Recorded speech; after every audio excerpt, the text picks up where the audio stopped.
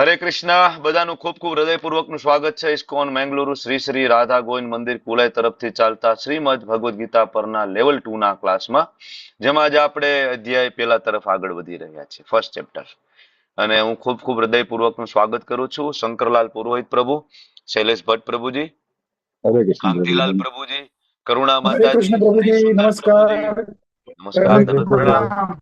Yes, હરિસુંદર પ્રભુજી and Urvi માતાજી, નેહલ પંચાલ માતાજી, જગન માતા જયશ્રી માતાજી, ડોક્ટર અર્ચના માતાજી, દેવ્યાની માતાજી, શીતલ સોલંકી માતાજી, સમીર પ્રભુ, ઇન્દિરા માતાજી, હરે ધર્મેન્દ્ર કૃષ્ણ. દેસાઈ પ્રભુ, હરે કૃષ્ણ, હરે કૃષ્ણ નયન પ્રભુજી. પ્રીતિ માતાજી, હરે કૃષ્ણ, હરે કૃષ્ણ હરે રાજવીર પ્રભુ. કૃષ્ણ પ્રભુ, પ્રભુજી. ધર્મેન્દ્ર પ્રભુ, ધર્મેશ હરે પ્રભુ, વેલકમ. હરે કૃષ્ણ પ્રભુજી દંડવત.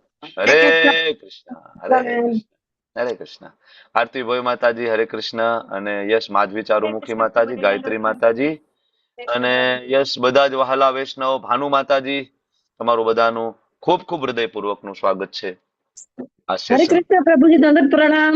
યસ, હરે કૃષ્ણ, વેલકમ વેલકમ. ચાલો શરૂઆત કરશું, પ્રાર્થના તરફ આગળ વધશું. આપણે બધા સાથે મળીને પ્રાર્થના લઈશું.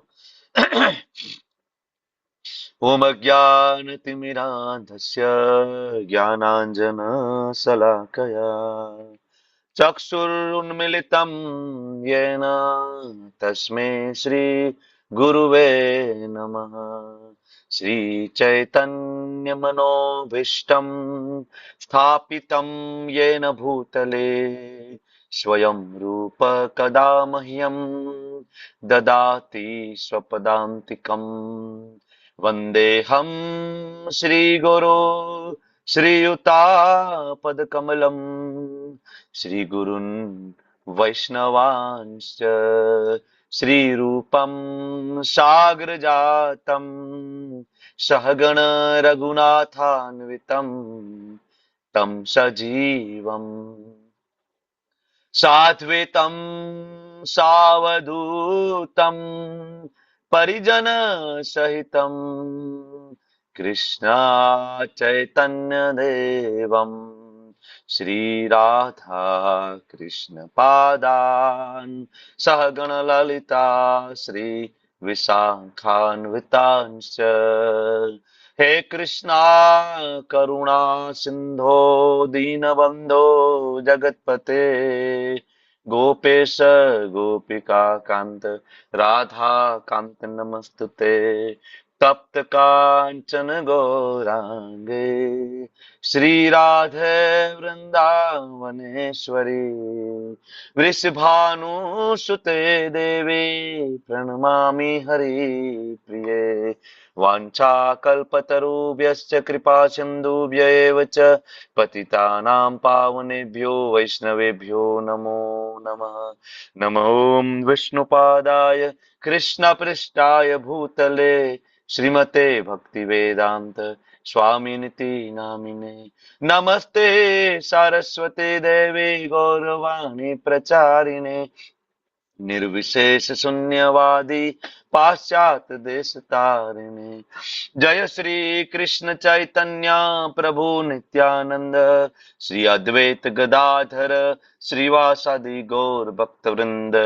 हरे कृष्ण कृष्ण કૃષ્ણ कृष्ण કૃષ્ણ हरे हरे, કૃષ્ણ હરે હરે હરે, हरे હરે હરે राम રામ, हरे રામ राम હરે राम રામ, राम રામ हरे રામ, हरे.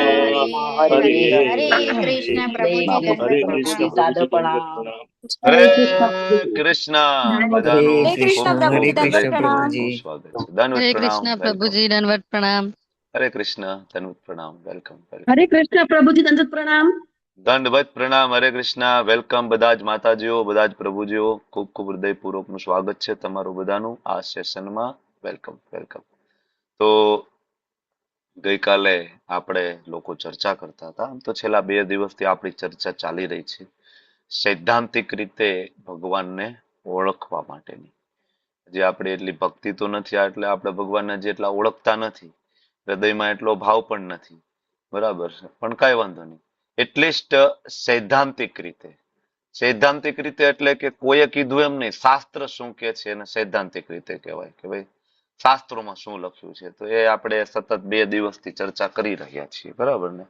તમને બધાને ખ્યાલ છે લેવલ 2 કેવી રીતના ચાલશે, કેટલા દિવસનો કોર્સ છે, કેટલા કલાકનું સેશન છે, શું તમારો સંકલ્પ બરાબર, સાધના ચાર્ટ ભરવો, સાધના ચાર્ટનું ખૂબ મહત્વ, તુલસી મહારાણીની પૂજા, મંગલા આરતીમાં હાજર રહેવું. ઘણા બધા નવા નવા ભક્તો મંગલા આરતીમાં આવે છે. મંગલા આરતીમાં જ્યારે તમે 4:30 વાગ્યે જોડાવ છો, વિડીયો ઓન રાખીને જોડાવ છો, તો તમારી ત્યાં હાજરી પૂરાતી હોય છે. 4:30 થી 5માં 10ની વાર, એટલે કે સંસાર દાવા જ્યાં સુધી ચાલુ હોય ને ત્યાં સુધીમાં તમારી હાજરી પૂરાઈ જતી હોય છે, સંસાર દાવા સુધીમાં. તો તમે લોકો જો આવો, સવારે 4:30 વાગે હાજર થાવ, શક્ય હોય તો વિડીયો ઓન રાખીને આવું, અને જપા સેશનમાં વિડીયો ઓન રાખીને આવું, અને અનુકૂળતા ના હોય તો વિડીયો બંધ રાખીને પણ ભગવાનના દર્શન કરી શકે, કોઈ વાંધો નથી. બરાબર. અને બીજું, શ્રીલ પ્રભુપાદજીના પુસ્તકો વાંચવા વિશેની આપણે ચર્ચા કરી. સાધના ચાર્ટ કેવી રીતના ભરવો એ મેં તમને શીખવ્યું છે, અને આઈ હોપ તમને બધાને આવડી ગયું છે. બરાબર. અને આ ચર્ચા કરીને પછી આપણે આવ્યા કે ભાઈ આ જાણવા માટે પેલા આપણે ભગવાનને આપણા મિત્ર તો માનવા પડશે, આપણી શ્રદ્ધા તો દ્રઢ હોવી પડશે, ભક્ત બનવાની કોશિશ તો હોવી પડશે આપણી. આ ચર્ચા કરીને આપણે બ્રહ્માજીને પૂછવા ગયા કે બ્રહ્માજી તમે કહો ભગવાન કોણ છે. બ્રહ્માજી આપણને કહ્યું, શિવજીને પૂછવા ગયા કે મહાદેવ ભોળાનાથ તમે કહો ભગવાન કોણ છે. ભોળાનાથે અલગ અલગ શાસ્ત્રોની અંદર જે રેફરન્સ આપ્યા છે એ રેફરન્સ જાણી અને પછી આપણે પરાશર મુનિ પાસે ગયા, તમે કહો ભગવાન કોણ છે. બરાબર. આ બધાનો એક જ ઓપિનિયન હતો કે ભગવાન કૃષ્ણ પૂર્ણ પુરુષોત્તમ અમારા બધાના સ્વામી છે, સુપ્રીમ છે.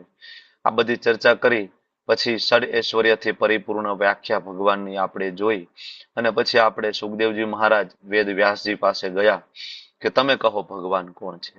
અર્જુનજીને પૂછ્યું, 4 મહાન પરંપરા જે ભગવાને પોતે બનાવેલી છે, બ્રહ્મ, શ્રી, રુદ્ર અને કુમાર. પદ્મ પુરાણમાં એના શ્લોક પણ છે 4 પરંપરાના. તો 4 પરંપરા આજે પણ આ પૃથ્વી ઉપર વિદ્યમાન છે. તો આ 4 પરંપરામાંથી બ્રહ્મ સંપ્રદાય જેમાં આપણે આવીએ છીએ, ઇસ્કોન, એના મહાન આચાર્ય મધ્વાચાર્યને આપણે પૂછ્યું. શ્રી સંપ્રદાયના મહાન આચાર્ય રામાનુજાચાર્યજીના શ્રી ચરણોમાં બેસીને આપણને સમજવાની કોશિશ કરી કે ભગવાન કોણ છે. પછી આપણે શ્રીપાદ વલ્ભાચાર્યજી પાસે ગયા, પુષ્ટિમાર્ગ સંપ્રદાયના પ્રણેતા. બરાબર. અને રુદ્ર સંપ્રદાયના આચાર્ય, એમને પૂછ્યું કે ભગવાન કોણ છે. અને પછી આપણે ચૈતન્ય મહાપ્રભુ જે સ્વયં સાક્ષાત કૃષ્ણ, એમને પૂછ્યું ભગવાન કોણ છે. બરાબર. અને છેલ્લે મહાદેવ પોતે આવ્યા. બરાબર. માયાવાદ પ્રચ્છન્ન અસત શાસ્ત્રમ લઈને આવ્યા, અને બહારથી તો એને એવો દેખાડો કર્યો કે હું વૈષ્ણવ નથી અને ભગવાન નિરાકાર છે, કારણ કે એવા લોકોને એડ્રેસ કરવાના હતા કે જે હજી વૈષ્ણવ બની શકે એવી એનામાં ક્વોલિટી નહોતી એ સમયે. તો એવા લોકોને એપ્રોચ કરી અને એટલીસ્ટ એને ફરીથી વેદોને એસ્ટાબ્લિશ કરી દીધા. બરાબર. લોકોને વેદોમાં શ્રદ્ધા બેસાડી દીધી અને અદ્વૈત સિદ્ધાંતની સ્થાપના કરી દીધી. પણ હૃદયની અંદર એ રહેલા પરમ વૈષ્ણવ કે જેનું ભાગવતમની અંદર પણ ચર્ચા છે, અને 12 મહાજનોમાંના એક મહાન મહાજન એટલે કે ભગવાન શિવજી. શિવજી પોતે વૈષ્ણવ છે. વૈષ્ણવા નામ યથા સંભો. બરાબર. આ સંસારની અંદર જેટલા પણ વૈષ્ણવો આવેલા છે, બધા જ વૈષ્ણવોની અંદર એ બધા જ વૈષ્ણવોના શિરમોર કહી શકાય એ છે કોણ? ભગવાન મહાદેવ. એટલે મહાદેવના આપણે પ્રણામ કરીએ શ્રાવણ મહિનામાં, પણ મહાદેવ પાસે જઈને માગવું જોઈએ કે હે મહાદેવ, હે ભોળાનાથ, તમે કેવી રીતના રામચંદ્રજીની સતત માળા કરી રહ્યા છો. અમારી તો એક માળામાં મન નથી લાગતું 7 મિનિટની. થોડી અમારા ઉપર કૃપા કરો, અમે નામ જપ કરી શકીએ. બરાબર. માગવું જોઈએ. મહાદેવ બહુ દયાળુ છે. શંકરાચાર્યજી જેમને ફરીથી સનાતન ધર્મને એસ્ટાબ્લિશ કર્યો, બૌદ્ધિઝમ. બરાબર. ભગવાન બુદ્ધના વેદોના નકારવા પછી શંકરાચાર્યજી આવીને વેદોને ફરીથી એસ્ટાબ્લિશ કર્યા. ગઈકાલે આપણે બહુ વિગતવાર આપણે આ પરંપરાઓ સમજી ચૂક્યા છીએ કે ભગવાન બુદ્ધનું આવવાનું કારણ, શંકરાચાર્યજીનું આવવાનું કારણ, રામાનુજાચાર્ય મધ્વાચાર્યજી આવવાનું કારણ, અને છેલ્લે ભગવાન ચૈતન્ય મહાપ્રભુનું આવવાનું કારણ, અને એ બધાનો ક્રમ, આ બધું આપણે વિગતવાર ગઈકાલે ભણી ચૂક્યા છીએ. બરાબર. પછી આપણે સ્વયં ભગવાન પાસે ગયા. ભગવાને આપણને ભગવદ્ ગીતાની અંદર એમના શ્રી મુખેથી કહ્યું છે કે હું ભગવાન છું. બરાબર. એમાં કોઈ શંકાને સ્થાન નથી. ભગવાન આવ્યા એવી બધી લીલાઓ કરીને આપણને બતાવી છે. અને 11મા અધ્યાયમાં એ પણ કહ્યું કે ભાઈ વિષ્ણુ મારામાંથી જ આવે છે, હું જ આદિ વિષ્ણુ છું. વિષ્ણુ એટલે સર્વવ્યાપક. સર્વવ્યાપક હોય એને વિષ્ણુ કહેવાય. વિષ્ણુનો અર્થ શું થાય ગુજરાતીમાં? સર્વવ્યાપક, ઓમનીપોટન્ટ. બરાબર. એટલે એ આદિ વિષ્ણુ છે કે બધા જ વિષ્ણુ, આદિ નારાયણ છે. જેવી રીતના ભીષ્મદેવે કહ્યું ને કે આ આદિ નારાયણ છે, બધા જ નારાયણ જેમાંથી આવે, બધા જ વિષ્ણુ જેમાંથી આવે, એ આદ્યો નારાયણ પુમાન એ કૃષ્ણ છે. તો આ બધી ચર્ચા કરી અને ભગવાને કીધું બસ મને ભક્તિ દ્વારા તમે જાણી શકશો, મારાથી ઉપરનું કોઈ તત્વ છે નહીં. હું જ સંહાર કરું છું, હું જ સર્જન કરું છું અને હું જ પાલન કરતા છું. આ બધી શક્તિઓ મેં જ આપી છે. બ્રહ્મા, વિષ્ણુ અને મહેશ ત્રણેયને શક્તિ સંચારિત મેં કર્યા છે. એક બ્રહ્માંડની અંદર આ ત્રણ સિંહો બરાબર એ એમનું સુચારુ રૂપે કર્તવ્ય બજાવી રહ્યા છે અનંત કાળથી. બરાબર. અને હું જ પૂર્ણ પુરુષોત્તમ છું. 15.19 ભગવાને આપણને કીધું. અને વેદોનો સાર બીજું કઈ નથી, વેદોનો સાર નિરાકાર નથી, વેદોનો સાર હું છું, કૃષ્ણ મને જાણવાનો છે. વેદેશ સર્વેર અહમ એવ વેદ્યો. એટલા માટે આ બધા મહાન આચાર્યો થયા જે પ્રકાંડ વેદોના પ્રખર જ્ઞાતા હતા. શ્રીપાદ રામાનુજાચાર્યથી લઈને બરાબર તુલસીદાસજી થી લઈને વલ્ભાચાર્યજી, નિમાર્ક આચાર્ય, મધ્વાચાર્ય, આ કોઈ સામાન્ય નહોતા. એ કોઈ ભાવુક ભક્તો નહોતા કે જેને વેદ વાંચ્યા નથી, ઉપનિષદ વાંચ્યા નથી અને એને કઈ ખબર નથી પડતી. કોઈ ભાવુક ભક્તો નહોતા, પણ એ બધાએ ખૂબ ડિટેલ સ્ટડી કર્યું હતું વેદો, ઉપનિષદો, પુરાણોનું. અને બધા જ મહાન આચાર્યોએ વૈષ્ણવિઝમને એસ્ટાબ્લિશ કરીને કહ્યું કે હા, વેદોનો સાર કૃષ્ણ છે. બરાબર. અને આપણે ગઈકાલે અથર્વવેદ, નારાયણ ઉપનિષદ, ગોપાલ તાપની ઉપનિષદ, વરાહ પુરાણ આ બધામાં જઈને સમજવાની કોશિશ કરી. ભગવાનના 4 ગુણો, ઇવન જે વિષ્ણુમાં નથી, લીલા વારિધિ, પ્રેમણા, પ્રિયાધિક્ય, વેણુ માધુરી અને છેલ્લે રૂપા માધુર્ય, આ 4 જે લક્ષણો ભગવાનના ગુણ ઇવન વિષ્ણુમાં પણ નથી. એટલે કૃષ્ણ છે એ ઇવન સર્વોપરી છે. બરાબર. વિષ્ણુ એનામાંથી આવે છે. તો આ બધું સમજીને આપણે જોયું કે કૃષ્ણ કોણ છે. બરાબર. આ સમજવાની આપણે કોશિશ કરી. પેલા અધ્યાયની શરૂઆત થઈ. બરાબર. દુર્યોધન અને અર્જુન બંને ભગવાન પાસે ગયા. એકને ભગવાન નિશસ્ત્ર જોઈતા હતા, મળી ગયા, અને એકને નારાયણ સેના જોતી હતી, એને પણ મળી ગઈ. તો ભગવાન ભક્ત હોય કે અભક્ત હોય એમાં કોઈ તફાવત કરતા નથી. ભગવાન બધાને એની ઈચ્છા પ્રમાણેનું આપે છે. બરાબર. ભગવદ્ ગીતાની અંદર જે મહાત્મય શ્રી પ્રભુપાદજી પ્રસ્તાવનામાં લખે છે, મહાત્મય સ્વયં શંકરાચાર્યજી દ્વારા આપવામાં આવ્યું, આદિ શંકરાચાર્યજી. ને શંકરાચાર્યજી પોતે કહે છે કે ભગવદ્ ગીતા એકલો ગ્રંથ પૂરતો છે. જો કોઈ તમે પ્રોપર ગુરુ પાસે જઈને સમજો તો ભગવદ્ ગીતા એકમાત્ર ગ્રંથ સમજવાથી તમને આ સૃષ્ટિના બધા ગ્રંથો, ઇવન વેદોનો નિચોડ પણ તમને ખબર પડી જશે. એટલે આપણું ધર્મ ગ્રંથ છે એ ભગવદ્ ગીતા છે, કે ભગવદ્ ગીતા ની અંદર બધું આપવામાં આવ્યું છે. બરાબર. ભગવદ્ ગીતાના શ્લોકો વિશે ગઈકાલે ચર્ચા કરી હતી, લેવલ 1 માં પણ ચર્ચા કરીએ છીએ આપણે. હવે જ્યારે આપણે વાત કરવી છે મહાભારતના આ યુદ્ધની અને ભગવદ્ ગીતાના આ પ્રવચનની, તો આપણે પેલા એ ચર્ચા કરીએ જે કુરુ વંશ કેવી રીતના આવ્યો અને એનું વર્ણન શાસ્ત્રમાં કેવી રીતના છે. તો આમ તો ભાગવતમ ની અંદર એ વર્ણન તમે જોશો તો ડિટેલમાં આપેલું છે, બહુ ઊંડાણથી ત્યાં આપેલું છે શ્રીમદ ભાગવતમ ની અંદર. અને એ વર્ણન તમે જોશો તો પુરુરવા ઋષિ અને ઉર્વશી, બરાબર, જે અપ્સરા, ત્યાંથી એ પુરુ વંશ આગળ છે. પુરુ બરાબર. એના જે 4 યદુ, પછી એક એમનું નામ હતું પુરુ, એકનું નામ તુરવારુ, એવા 4 નામ છે. અને એકનું નામ ભોજ. તો એનાથી 4 વંશ ત્યાં ચાલુ થયા. એક પુરુ વંશ ચાલુ થયો, પુરુ. બરાબર. એ પુરુ વંશની અંદર આગળ કુરુ નામના રાજા થયા હતા એકચ્યુઅલી, અજમીઢ. બરાબર. એની અંદર પુરુમાં પછી દુષ્યંત અને શકુંતલાના પુત્ર ભરત રાજા થયા. અને એમ કરીને એ આગળ જતા અજમીઢ રાજા થયા, અને પછી પ્રતિપા રાજા થયા, અને એમ કરીને છેલ્લે. બરાબર. તો એમાં એક કુરુ નામના મહાન રાજા થયા. એનાથી આ કુરુ વંશ તરીકે ઓળખાયો. ભોજ નામના રાજાને કારણે ભોજ વંશ તરીકે ઓળખાયો, જેમાં કુંતી મહારાણી આવ્યા, કુંતી ભોજ તરીકે. અને યદુ, એક એમના દીકરાનું નામ, બરાબર, પુરુરવા અને ઉર્વશીના દીકરાનું નામ યદુ. તો એ યદુ વંશ તરીકે આગળ ઓળખાયો, જેમાં ભગવાન સ્વયં વાસુદેવ કૃષ્ણ પ્રગટ થયા. કૃષ્ણ. તો આવી રીતના વંશ. પણ હવે આપણે કુરુ વંશ વિશે થોડું જાણવું છે, બેકગ્રાઉન્ડ આપણે થોડુંક જાણવાની કોશિશ કરવી છે. તો આ જે કુરુ વંશની શરૂઆત આપણે કહી તો બહુ કહેવાય પરાપૂર્વથી થાય. પણ દુષ્યંત અને શકુંતલાના પુત્ર જે ભરત રાજા આવ્યા, ત્યાંથી આપણે વાત કરીએ તો એ ભરત રાજા એટલે ઘણી વખત અર્જુનને ભારત તરીકે પણ ભગવદ્ ગીતાની અંદર સંબોધવામાં આવ્યા છે. તમને બધાને ખ્યાલ છે કૃષ્ણ દ્વારા. કારણ કે એ ભરત રાજા એ મહાન રાજા થઈ ગયા. અને એટલા માટે ભગવાન ઘણી વખત અર્જુનને, કારણ કે ભરત રાજા એટલા મહાન હતા, દુષ્યંત શકુંતલાના પુત્ર ભરત, બરાબર, અને એને ઘણા બધા પુત્રો હતા, પણ એને જોયું કે પુત્રમાં ગાદી સંભાળવાની લાયકાત નથી, તો એને એક ઋષિમુનિના પુત્રને ગાદી આપી હતી ટેમ્પરરી, બરાબર. તો એમ કરતા કરતા કરતા આગળની અંદર એક મહાન રાજા આવ્યા, બરાબર, પ્રતિપા રાજા, અને એમના પુત્ર આગળ શાંતનુ આવ્યા. પણ આજે શાંતનુ રાજાથી આપણે શરૂઆત કરવી છે આજે સમજવાની. તો શાંતનુ રાજા એના પૂર્વજન્મની અંદર મહાભિષેક નામના એક તપસ્વી એક બરાબર હતા, અને એ ઉપરના લોકમાં બિરાજમાન હતા, મહાભિષેક.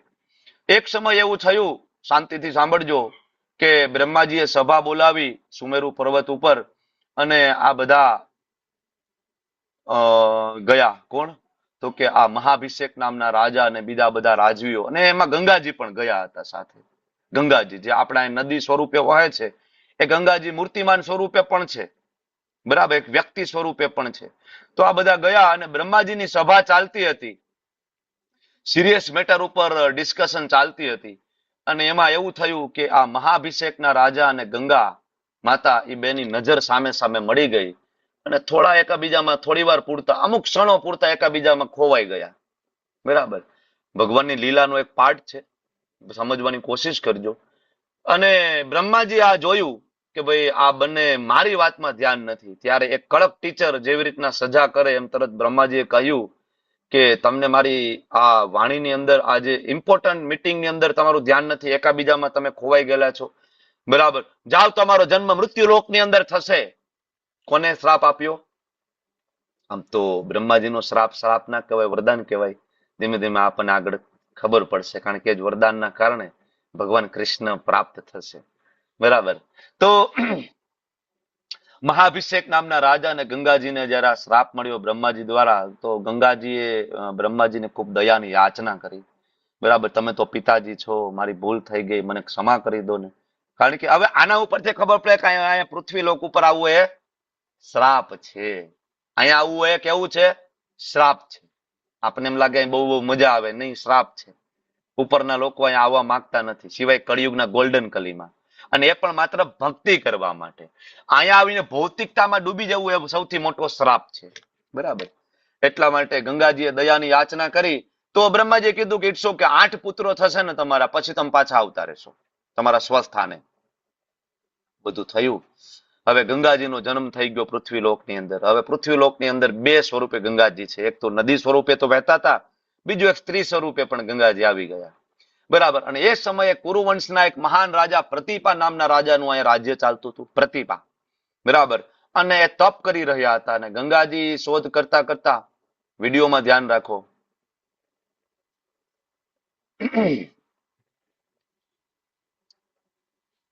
હરે કૃષ્ણ કૃષ્ણ કૃષ્ણ હરે હરે, હરે રામ રામ રામ હરે હરે. તો તમે સતત વિડીયો સ્ક્રોલ ડાઉન થવો જોઈએ, અપ એન્ડ ડાઉન. ઝંખના માતાજી, નારાયણી માતાજી, કન્ટિન્યુઅસ ફોકસ તમારું હોવું જોઈએ. 1.5 કલાક 1 સેકન્ડ પણ તમારું ધ્યાન બીજે ક્યાંય ના હોવું જોઈએ. તો જે મહાભિષેક નામના રાજા અને ગંગા તો ગંગાજી તો આવી ગયા, પણ હજી આ મહાભિષેક નામના રાજા નહોતા આવ્યા. પ્રતિપા નામના રાજાનું રાજ્ય ચાલતું હતું, તપ કરી રહ્યા હતા. ગંગાજીએ જયારે જોયા પ્રતિપા નામના રાજાને, તો એ બહુ મોહિત થઈ ગયા, અને જય એના ખોળામાં બેસી ગયા, જમણી સાઈડમાં, બરાબર. તો ગંગાજીએ કહ્યું કે ભાઈ મારે તમારી સાથે લગ્ન કરવા છે, પણ પ્રતિપા રાજાએ કીધું કે નહીં, જમણા ખોળે બેઠા છો, મારી દીકરીનું સ્થાન છે, મારી વહુનું સ્થાન છે, તમારી સાથે હું લગ્ન નહીં કરી શકું, પણ મારો દીકરો આવશે ફ્યુચરમાં, એ જરૂર તમારી સાથે લગ્ન કરશે. પછી પ્રતિપા રાજાને ત્યાં મહાભિષેક નામના રાજા ફરીથી આવ્યા, એનું નામ શાંતનુ. શાંતનુ રાજા હવે આવ્યા, અને એક દિવસ શાંતનુ રાજા મૃગયા એટલે કે શિકાર નીકળ્યા હતા, અને ગંગાજીને જોયા અને મોહિત થઈ ગયા. પ્રી-પ્લાન હતો ને, એકચ્યુઅલી ભગવાનનો લીલાનો એક પાર્ટ છે, પ્રી-પ્લાન હતો. મોહિત થઈ ગયા. શાંતનુ રાજાએ પ્રસ્તાવ મૂક્યો લગ્ન માટે, બરાબર, ગંગાજીને. તો ગંગાજીએ શરત મૂકી કે લગ્ન તો તમારી સાથે કરું, પણ પછી મને બરાબર, હું જે કંઈ કરું એ નિર્ણયમાં તમારે ડિસ્ટર્બન્સ નહીં લઈ આવવાનું, બરાબર. મારા આગળના નિર્ણયો સ્વતંત્ર રહેશે લગ્ન પછી. એટલે ચિંતા નહીં કરતા કે અત્યારે જ બધી કહેવાય છોકરીઓ શરત મૂકે છે. આ શરત ત્યાંથી આવેલી આવે છે, બરાબર, ત્યારે આવી શરત મૂકતા હતા. કોઈ હું કહું ભાઈ મને જેમ મન ફાવે એમ કરીશ, તમારે દખલગીરી નહીં દેવાની. અત્યારે ઘણા બધા આ રીતના શરત મૂકતા હોય છે, તો આ પરાપૂર્વથી ચાલ્યું આવે છે, એટલે બહુ ટેન્શન ના લેવું આ બાબતે. તો ગંગા માતાએ શરત મૂકી અને શરત માન્ય રાખી શાંતનુ રાજાએ. બંનેના લગ્ન થયા અને એક પુત્ર થયો. અને રાત્રે પેલી જ રાત્રે ગંગાજી ઉઠીને પુત્રને લઈ અને એ નદી સ્વરૂપે ગંગાજી હતા પોતે જ એમાં વહાવી દીધા. બરાબર, હવે એમ તો પોતાના હાથમાં રાખવા કે ગંગાજીમાં વહાવી દેવા, આ બે ની અંદર બહુ જાજો ભેદ નથી. પણ આપણને એવું લાગે કે આવું કેમ કર્યું, પાણીમાં ડૂબાડી દીધું એકનો એક દીકરો. પણ હમણાં આપણને ખબર પડશે કે આવું શું કામ એને કર્યું છે. મારી નાખ્યા છે, ઉદ્ધાર કર્યો છે. બરાબર, તો પેલો દીકરો હવે જ્યારે શાંતનુ રાજાએ જોયું તેનું હૃદય ખળભળી ગયું કે મારો દીકરો મારી નાખ્યો. બરાબર, પણ શરત એ હતી જો તમે મને રોકશો તો હું જતી રહીશ. હું જ્યાંથી આવ્યો છું ઉપરના લોકમાં એ જતી રહીશ. રોક્યા નહીં. પેલો દીકરો, બીજો દીકરો, ત્રીજો દીકરો, ચોથો દીકરો, પાંચમો દીકરો, છઠ્ઠો દીકરો, સાતમો દીકરો, એક પછી એક દીકરા આવ્યા અને એક પછી એક દીકરાને લઈ અને ગંગાજી રાત્રે જઈને ગંગા નદીમાં વહાવી દેતા. આઠમો દીકરો આવ્યો અને હવે શાંતનુ રાજાનું ધૈર્ય તૂટી ગયું. બધા મંત્રીઓ એમને કહ્યું કેવો રાજા છો તું, તારા દીકરાઓને વહાવી દે છે ને તું રોકતો નથી, એક સ્ત્રીમાં આટલો બધો કામ વાસનાનો ભોગ થઈ ગયો છો. બરાબર, ત્યારે શાંતનુ રાજા છેલ્લો જે આઠમો પુત્ર લઈને ગંગાજી જતા હતા ત્યારે એને રોક્યા કે બસ બહુ થઈ ગયું, હવે આ મનમાની નહીં ચાલે, મારા દીકરાને તું આવી રીતના વહાવી નહીં શકે. ત્યારે ગંગાજી કહે છે મેં તમને કહ્યું હતું જો તમે મને રોકશો તો હું જતી રહીશ. બરાબર, ગંગાજી એ આઠમો પુત્ર લઈ અને જતા રહ્યા. આઠમો પુત્રો લઈ અને જતા રહ્યા અને પાછળ શાંતનુ રાજા એકલા થઈ ગયા. હવે આ આઠમો પુત્ર અને આ આઠ પુત્ર હતા કોણ? આઠ પુત્ર. તો આઠ પુત્ર એ બીજું કોઈ નહીં, 33 કોટી દેવતાઓમાંના 8 વસુઓ હતા. હા 8 વસુઓ. એ 8 વસુઓ હતા, બીજું કોઈ નહોતું. તો 8 વસુઓને શું કામ અહીંયા આવવું પડ્યું મનુષ્ય લોકની અંદર, પૃથ્વી લોકની અંદર? તો કે ભાઈ એક વશિષ્ઠ નામના એક મહાન ઋષિ એની ગાયની ચોરી કરી હતી. બરાબર, એમાં 8 વસુમાંના મુખ્ય વસુ પ્રભાસ નામના જે વસુ, બરાબર, અલગ અલગ જગ્યાએ બે અલગ અલગ નામ આવે છે, પણ મુખ્ય વસુ જે હતા, બરાબર, એમની પત્નીને ગાય ગમી ગઈ હતી. કોની? ગુરુ વશિષ્ઠની. તો ગાય માગવા જાવી જોઈએ ને, બધા ભેગા થઈને ભાઈ તમારી ગાય ગમે છે, અમને ગાય આપશો, બદલામાં બીજી આપી દઈએ. પણ 8 વસુએ એવું ના કર્યું, બધાએ સાથે મળીને રાત્રે ચોરી કરી લીધી. વશિષ્ઠ ઋષિ ત્રિકાળ જ્ઞાની ધ્યાનમાં બેસીને જોયું કે આ કોને કર્યું છે, તો કે આ ભૂલ થઈ છે 8 વસુઓથી. વસુના પદ ઉપર બિરાજમાન હોય 33 કોટી દેવતાઓમાં જેનું નામ હોય એ આ ભૂલ કરે એ ક્ષમ્ય નથી. એટલે તરત વશિષ્ઠ ઋષિએ શ્રાપ આપ્યો કે તમારો બધાનો મૃત્યુ લોકમાં જન્મ થશે. 8 વસુ ત્યાં તરત પ્રગટ થઈ ગયા અને પગમાં પડી ગયા કે અમારી ભૂલ થઈ ગઈ, અમને માફ કરી દો. બરાબર, અને અમને ક્ષમા કરી દો, કાંઈક ડિસ્કાઉન્ટ આપો શ્રાપની અંદર. બરાબર, ત્યારે કહે છે કે આની અંદર સૌથી આગેવાની કોની હતી? 8મા વસુ પ્રભાસની. અચ્છા, તો બાકીના 7 વસુઓનો જન્મ તો થશે પણ જન્મતા વેત એનો ઉદ્ધાર થઈ જશે. તો ગંગાજીએ 7 પુત્રોને ગંગાજીમાં વહાવી દીધા. શું કર્યું એનું? તરત એનો ઉદ્ધાર કરીને ફરીથી જ્યાંથી આવ્યા તો ઉપરના લોકમાં ત્યાં મોકલી દીધા. એટલે ઘણી વખત આપણી ઘરે પણ આવી રીતના બાળકો આવતા હોય, નાના બાળકોનું મૃત્યુ થતું હોય તો આપણે આ સમજી નથી શકતા કે પૂર્વજન્મના કયા કર્મોથી આ બન્યું છે. આપણે ખૂબ બરાબર દ્રવિત થઈ જાવ તો રડતા હોય, ઠીક છે, બરાબર, ઘટના કઈ સામાન્ય ઘટના નથી, કોઈ પણ માણસ ભાંગી પડે, પણ શાસ્ત્રોનો જો ટેકો હોય ને તો બહુ વાંધો નહીં આવે. આ શાસ્ત્ર એટલા માટે આપણે ભણવાના છે.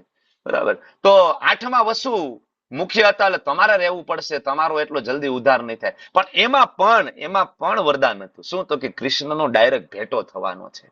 એ તો ઉદ્ધાર થવા કરતા પણ ઉપરની વાત છે ને, સાક્ષાત કૃષ્ણને મળવાનું છે. તો એ 8મા વસુ એટલે એ કોઈ નહીં પણ સ્વયં ભીષ્મદેવ, જેનું પેલું નામ દેવવ્રત હતું. ગંગાજી તો લઈને જતા રહ્યા છે દેવવ્રતને. બરાબર, 32 વર્ષના થયા ત્યાં સુધી એમને ગંગાજી એમની પાસે રાખ્યા અને મહાન જેટલા પણ આચાર્યો, ઋષિમુનિઓ અને સ્વયં ભગવાન પરશુરામ પાસેથી બધું એનું એજ્યુકેશન થયું. કોનું? દેવવ્રતનું. હવે એક સમયે જ્યારે શાંતનુ રાજા જતા હતા અને એને જોયું કે એક મહાન ધનુર્ધર ગંગાજીના પ્રવાહને રોકી રહ્યો છે. ત્યારે એને જોયું કે આવો કોણ ધનુર્ધર છે જે ગંગા નદીનો પ્રવાહ રોકી શકે? બરાબર, ત્યારે જઈને પૂછ્યું ભાઈ તમે કોણ છો? ત્યારે એને પોતાનો પરિચય આપ્યો કે હું પોતે દેવવ્રત. અને એ જ સમયે ત્યાં ગંગાજી પ્રગટ થઈ ગયા કે આ બીજું કોઈ નહીં, આ તમારો પુત્ર, 8મો પુત્ર. હું ફરીથી હવે એ મેચ્યોર થઈ ગયો છે, તમને દેવા માટે આવી છું. તમારો પુત્ર છે, તમે રાખો. મારું અહીંયા કાર્ય પૂરું થયું અને હવે હું જાઉં છું. બરાબર, મારો શ્રાપ પૂરો થયો, હું જાઉં છું. ગંગાજી જતા રહ્યા. હવે શાંતનુ રાજા અને એનો પુત્ર, પહેલો પુત્ર કોણ? ભીષ્મદેવ, પેલી પત્ની સાથેનો. આ બંને રહે છે. એક દિવસે શાંતનુ રાજા છે એ જંગલમાં જતા હતા અને એક નાવડી, બરાબર, નદી પાર કરવી હતી, જંગલમાં, નદીમાં. તો એ નાવડી પાર કરવા માટે એક નાવડીમાં બેઠા, પણ એમાં એક સુંદર સ્ત્રી હતી જેનામાંથી સુંદર મજાની સુગંધ આવતી હતી. અને શાંતનુ રાજા એ સ્ત્રીની અંદર મોહિત થઈ ગયા. એ સ્ત્રીનું નામ સત્યવતી. સત્યવતી, બરાબર. હવે મોહિત થઈ ગયા અને મેરેજનો પ્રસ્તાવ મૂકવામાં આવ્યો શાંતનુ રાજાએ સત્યવતીને. પણ સત્યવતીના જે પિતાજી છે એમને ના પાડી. ના પાડી કે ભાઈ નહીં, આ મેરેજ નહીં થાય. રાજન, વિચાર કરો, એક સામાન્ય માછીમારની દીકરી હતી અને શાંતનુ રાજા ચક્રવર્તી સમ્રાટ હતા, પણ ના પાડી દીધી. શું કામ ના પાડી? તો કે ભાઈ તમે બે તો લગ્ન કરીને સુખી થાવ, પણ જે મારા કે ભાણેજ આવે, મારા દીકરીના બાળકો આવે, એનું ભવિષ્ય અંધકારમય છે. કેમ? તો કે તમારે તો ઓલરેડી મોટો દીકરો છે ને, ભીષ્મ, રાજા તો એ જ બનશે ને, બરાબર ને?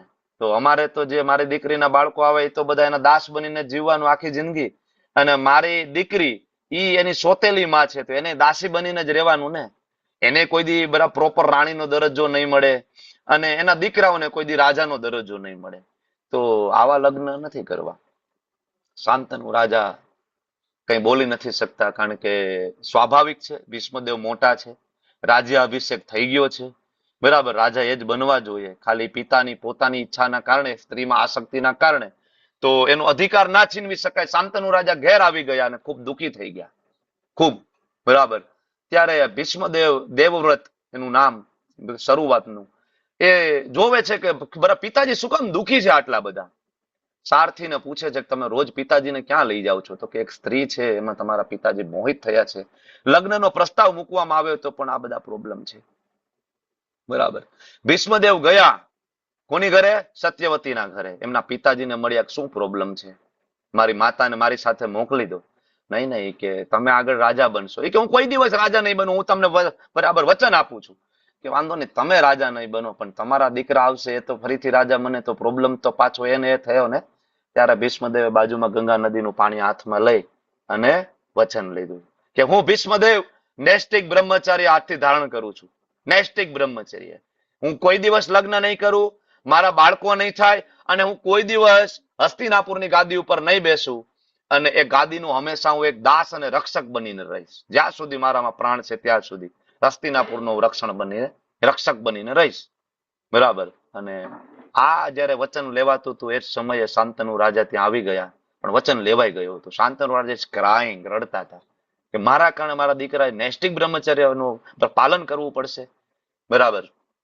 અને એના પિતા પ્રત્યેની એની ભક્તિ, પિતા પ્રત્યેનો પ્રેમથી ખૂબ પ્રભાવિત થઈ અને શાંતનુ રાજાએ એને એ સમયે વરદાન આપ્યું, ભીષ્મ, આજથી તારું નામ ભીષ્મ થશે અને હું તને ઈચ્છા મૃત્યુનું વરદાન આપું છું કે તું જ્યારે ઈચ્છા કરીશ ને ત્યારે જ તારું મૃત્યુ થશે, બરાબર. બાકી ઇવન તને યમદૂતો, બરાબર, તને પરાયણે ઘસડીને લઈ જઈ નહીં શકે, તારામાં શક્તિ હશે. તો ત્યારથી એમનું નામ થયું ભીષ્મદેવ, બરાબર ને. હવે શાંતનુ રાજા અને સત્યવતીના લગ્ન થયા. પણ આ સત્યવતી માતાનું એક બરાબર પાસ્ટની પણ હિસ્ટ્રી છે થોડુંક, બરાબર. આમની સાથે લગ્ન થયા પહેલા સત્યવતી, પહેલા એનું નામ હતું મત્સ્યગંધા. એની અંદરથી માછલીની ગંધ આવતી હતી, કારણ કે માછીમારની કન્યા હતી ને. એક દિવસ નાવડી લઈને એ જતા હતા અને પરાશર નામના ઋષિ આવ્યા અને એને નદી પાર કરવી હતી. ભગવાનની લીલાનો ભાગ છે, કારણ કે ભગવાનને અવતાર લેવો છે, શબ્દ અવતાર તરીકે. કોણ છે ભગવાનના શબ્દ અવતાર, કૃષ્ણના શબ્દ અવતાર? કોણ છે? વ્યાસ. એટલે ભગવાનનો શબ્દ અવતાર પ્રગટ થવા જઈ રહ્યો હતો અને પરાશર મુનિના હૃદયમાં આવીને ભગવાને જ્ઞાન આપ્યું હતું. તો નાવડીમાં બેઠા પરાશર મુનિએ સત્યવતીને કહ્યું, વત્સ્યગંધાને કહ્યું કે આપણા બંનેના યોગથી ભગવાન પ્રગટ થવાના છે, બરાબર. તો આપણા બેનો સંબંધ થવો જોઈએ. પણ ત્યારે મત્સ્યગંધાએ કહ્યું કે નહીં, એ તો શક્ય નહીં બને, તમે તો ઋષિ મુનિ છો, તમે જતા રહેવાના. ત્યારે એમને કહ્યું કે તમારું કૌમાર્ય અખંડ રહેશે, આ તો ભગવાનની એક લીલાનો જ એકમાત્ર ભાગ છે, બરાબર. અને બંનેના યોગ બળેથી એક પુત્ર પ્રાપ્ત થયો જેનું નામ વ્યાસદેવ. અને વ્યાસદેવ તરત જ મોટા થઈને ત્યાંથી જતા રહ્યા. સત્યવતી જતા અને એના બદલામાં પરાશર મુનિએ મત્સ્યગંધાને વરદાન આપ્યું કે તમારા શરીરમાંથી જે દુર્ગંધ આવતી હતી ને એ સુગંધમાં કન્વર્ટ થઈ જશે. બરાબર. અને કન્ટિન્યુઅસ તમારા શરીરમાંથી સુગંધ આવશે અને સુગંધથી જ કોણ ખેંચાયા? શાંતનુ રાજા. તો આ થઈ ગયું. વ્યાસદેવ કેવી રીતના આવ્યા? વ્યાસદેવ નીકળી ગયા તપ કરવા માટે. બરાબર. પછી એમને જ્ઞાન લીધું આગળ એમના બધા પિતાજી પાસેથી ને બધું.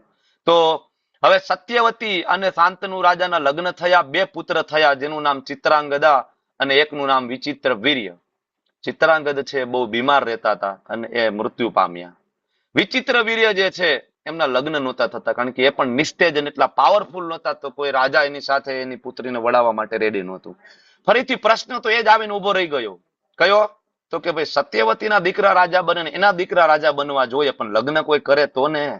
એટલે સત્યવતીએ બરાબર એમના બરાબર સોતેલા પુત્ર કોણ? ભીષ્મદેવ, ગંગાજીના અને શાંતુના, એને કહ્યું કે ભીષ્મ તમે કઈક એવું કરો કે મારા દીકરાના લગ્ન થઈ જાય. ત્યારે ભીષ્મદેવ એકચ્યુઅલી ત્યારે કાશીમાં સ્વયંવર રચાયું હતું.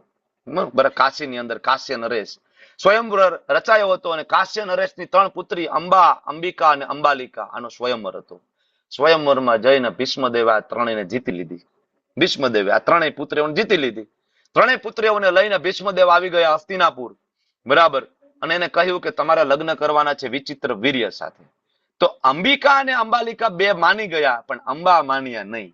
અંબાએ કહ્યું કે જીતવા તમે આવ્યા હતા ને, તો તમારે લગ્ન કરવા જોઈએ. આવી વાત આપણે નહોતી થઈ તમે જીતશો અને મારે વિચિત્ર વીર્ય લગ્ન. બરાબર, તમે મને જીત્યા છે, તમે લગ્ન કરો. ભીષ્મદેવ કે ભાઈ મેં તો નૈષ્ટિક બ્રહ્મચારીનું વ્રત લીધું છે, હું કેવી રીતના લગ્ન કરું? એ તમારે પહેલા વિચારવું જોઈતું હતું. બરાબર. બંને વચ્ચે ખૂબ ઉષાતુષી થઈ અને પછી ભીષ્મદેવે કીધું એક કામ કરો, તમે મારા ગુરુદેવ પાસે જાઓ, ભગવાન પરશુરામ પાસે, એક સોલ્યુશન કાઢે. ત્યારે અંબા છે પરશુરામ ભગવાન પાસે જાય છે અને પરશુરામજીને કહે છે કે ભાઈ તમારા શિષ્યએ મારી સાથે અધર્મ કર્યો છે. બરાબર. પરશુરામ ભગવાન પણ એગ્રી થઈ ગયા અને ભીષ્મ પ્રતિજ્ઞા. બરાબર. આ બાજુ પરશુરામ ભગવાન, બંને વચ્ચે યુદ્ધ થાય છે. બરાબર. ગુરુ અને શિષ્ય વચ્ચે યુદ્ધ થાય છે. પાર્ટ ઓફ લીલા. શિવજી મધ્યસ્થી બને છે. શિવજી વરદાન આપે છે એ જ અંબાને. બરાબર, કે તમારે આમની સાથે કહેવાય કે પ્રતિશોધ લેવો છે, તો પ્રતિશોધ માટે તમે આ શરીર છૂટ્યા પછી તમે શિખંડીની બનીને આવશો યુદ્ધભૂમિ ઉપર અને તમે ભીષ્મ, ભલે ઈચ્છા મૃત્યુનું વરદાન હોય પણ એના મૃત્યુનું કારણ તમે બનશો. એ કોણ? શિખંડીની એટલે અંબા. બરાબર. તો બાકીની 2 બરાબર જે દીકરીઓ એ વિચિત્ર વીર્ય સાથે પરણી ગઈ, અંબિકા અને અંબાલિકા.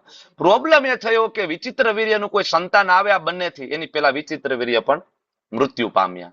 પાછો પ્રશ્ન એને થઈ ગયો કે હવે આગળ હસ્તિનાપુરની ગાદી ઉપર કોણ બેસે? ફરીથી ભીષ્મદેવને યાદ કર્યા માતા સત્યવતીએ કે તમે એક કામ કરો, મારો એક દીકરો છે વ્યાસદેવ, બરાબર, જે યોગના બળે ઉત્પન્ન થયો હતો અને પ્રકાંડ જ્ઞાની છે, સાયન્ટિસ્ટ છે, વૈજ્ઞાનિક છે. વ્યાસદેવ કોણ? જેને બધા જ જ્ઞાન આ સંસારની અંદર મૂક્યું. બરાબર. તો એને બધું ખબર હતી. IUF, IVI જે અત્યારની જે ટેકનોલોજી છે બધું જ. બરાબર. કેવી રીતના સેરોગસી, કેવી રીતના ગર્ભ ધારણ કરી શકાય, બધી વૈજ્ઞાનિક ટેકનોલોજી બધી જ એને ખબર હતી. એટલે વ્યાસદેવને બોલાવવામાં આવ્યા. સત્યવતીએ કહ્યું કે વ્યાસદેવ તમે મારી જે બંને વહુ છે એને સંતાન પ્રાપ્તિ માટે કંઈક બરાબર એના માટે કંઈક કરો. વ્યાસદેવે કહ્યું કે એક પછી એક તમારી વહુને મારી પાસે મોકલો. અત્યારે હું એકચ્યુઅલી રેડી નથી, મને થોડો સમય આપો. પણ સત્યવતી કે ના સમય નથી. તો વ્યાસદેવની મોટી મોટી જટા, મોટી મોટી દાઢી અને પેલી જયારે અંબિકા આવી એમને બરાબર જોવા માટે, તો જેવા વ્યાસદેવને જોયા અંબિકાએ, તો વ્યાસદેવ આંખો બંધ કરી દીધી એનું સ્વરૂપ જોઈને. તો અંબિકા અને વ્યાસદેવના યોગ બળે જે પુત્ર પ્રાપ્ત થયો, આંખ બંધ હોવાના કારણે પુત્ર આંધળો પ્રાપ્ત થયો, એનું નામ ધૃતરાષ્ટ્ર. બરાબર. હવે આવું થયું એટલે પછી અંબાલિકા ગયા. અંબાલિકા જયારે ગયા વ્યાસદેવ પાસે, તો એ ધ્રુજવા લાગ્યા જોઈને, કંપારી થઈ ગઈ, શરીર આખું પીળું પડી ગયું. તો એના યોગ બળે જે પુત્ર પ્રાપ્ત થયો એનું નામ પાંડુ. બરાબર. જે જન્મથી જનરલી બીમાર રહેતા હતા. હવે આ 2 થી આવી ભૂલ થઈ. માતાને વાત કરી સત્યવતીને કે અમારે આ ભૂલ થઈ. સત્યવતી કે બીજી વાર જાઓ, પણ 2 ની હિંમત ના થઈ વ્યાસદેવનું એ સ્વરૂપ જોઈને. બરાબર. તો બંને શું કર્યું? દાસીને મોકલી દીધી કે તમે જાઓ, કોઈને કેવું નથી. હવે દાસી ગઈ અને એ વ્યાસદેવને જોયું, પણ દાસીના કઈ હાવભાવ બદલાયા નહીં. દાસી પ્રસન્ન થઈ ગઈ ઋષિમુનિના દર્શન કરીને. બરાબર. તો એની ઘરે જે દાસી અને વ્યાસદેવના યોગ બળે જે પુત્ર પ્રાપ્ત થયો એનું નામ વિદુર. અહીંયા આપણને બિલકુલ મનમાં ના હોવું જોઈએ કે આપણે જે રીતના પુત્ર પ્રાપ્ત કરીએ છીએ એ રીતના પુત્ર પ્રાપ્ત થઈ રહ્યા છે. સંભોગ કરીને. યોગના બળે છે. અત્યારે વિજ્ઞાન ઘણું બધું આગળ વધી ગયું છે. બરાબર. અત્યારે ઇવન કોઈ લેડીઝ છે એ બીજાના કોઈકના સિમેનથી પુત્ર પ્રાપ્ત કરી શકે છે. સંભોગ કરવાની એવું અત્યારે પણ હવે જરૂર નથી રહી. કળિયુગની અંદર તમને ખ્યાલ છે ને, ટેકનોલોજી ત્યાં સુધી આગળ આવી ગઈ. આઈયુઆઈ, આઈવીએફ આ બધી ટેકનોલોજી છે કે જેમાં પુરુષ સાથે સંભોગની જરૂર નથી, પણ પુત્ર પ્રાપ્ત થઈ શકે, પુત્રી પ્રાપ્ત થઈ શકે, ખાલી એનું શુક્રાણુ જોઈએ. બરાબર. તો આ બધી ટેકનોલોજી હતી એ સમયે પણ. બરાબર. વ્યાસદેવ ઇઝ સાયન્ટિસ્ટ, સામાન્ય તો હતા નહીં. તો 3 પુત્રો પ્રાપ્ત થયા, વિદુર, પાંડુ અને ધૃતરાષ્ટ્ર. ધૃતરાષ્ટ્રના લગ્ન થયા ગાંધાર નરેશની પુત્રી ગાંધારી સાથે. અને એનો ભાઈ તમને બધાને ખબર છે, મામા શકુની, મહત્વનું કેરેક્ટર મહાભારતનું. બરાબર. અને ગાંધારી અને ધૃતરાષ્ટ્રના લગ્નથી, ગાંધારી એટલે કોઈ સામાન્ય સ્ત્રી નથી, બહુ પવિત્ર સ્ત્રી છે. સવારમાં એનું નામ લેવાથી બરાબર ભગવાનની ભક્તિ પ્રાપ્ત થાય. બરાબર. એવી સ્ત્રી છે, સામાન્ય સ્ત્રી નથી. ગાંધારી, ધૃતરાષ્ટ્ર એના 100 પુત્રો પ્રાપ્ત થયા અને એક પુત્રી પ્રાપ્ત થઈ. આ કેમ પ્રાપ્ત થઈ એ બધા તમને ખ્યાલ છે. એકચ્યુઅલી કુંતી મહારાણી છે, પ્રેગ્નન્ટ પેલા આ થયા હતા, પ્રેગ્નન્ટ પછી કુંતી થયા, પણ કુંતી મહારાણીને પેલા યુધિષ્ઠિર આવ્યા. બરાબર. એટલે ગાંધારીએ પોતાના ગર્ભ ઉપર બરાબર ધૂંબો માર્યો પેટમાં, તો એના ગર્ભના 100 ટુકડા થયા. અને ફરીથી વેદવ્યાસજી આવીને 100 ટુકડાઓને અલગ અલગ માટલાની અંદર, જે અત્યારની જે ટેકનોલોજી છે, સરોગેસી ટાઈપની ટેકનોલોજીથી 100 પુત્રોને પાછા બરાબર એમાંથી ફલિત કર્યા. તો આ રીતના 100 પુત્રો આવ્યા. બરાબર. ધૃતરાષ્ટ્ર ને ગાંધારીના.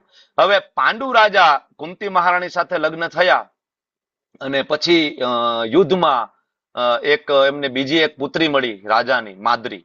તો એમની સાથે પણ લગ્ન થયા. બરાબર.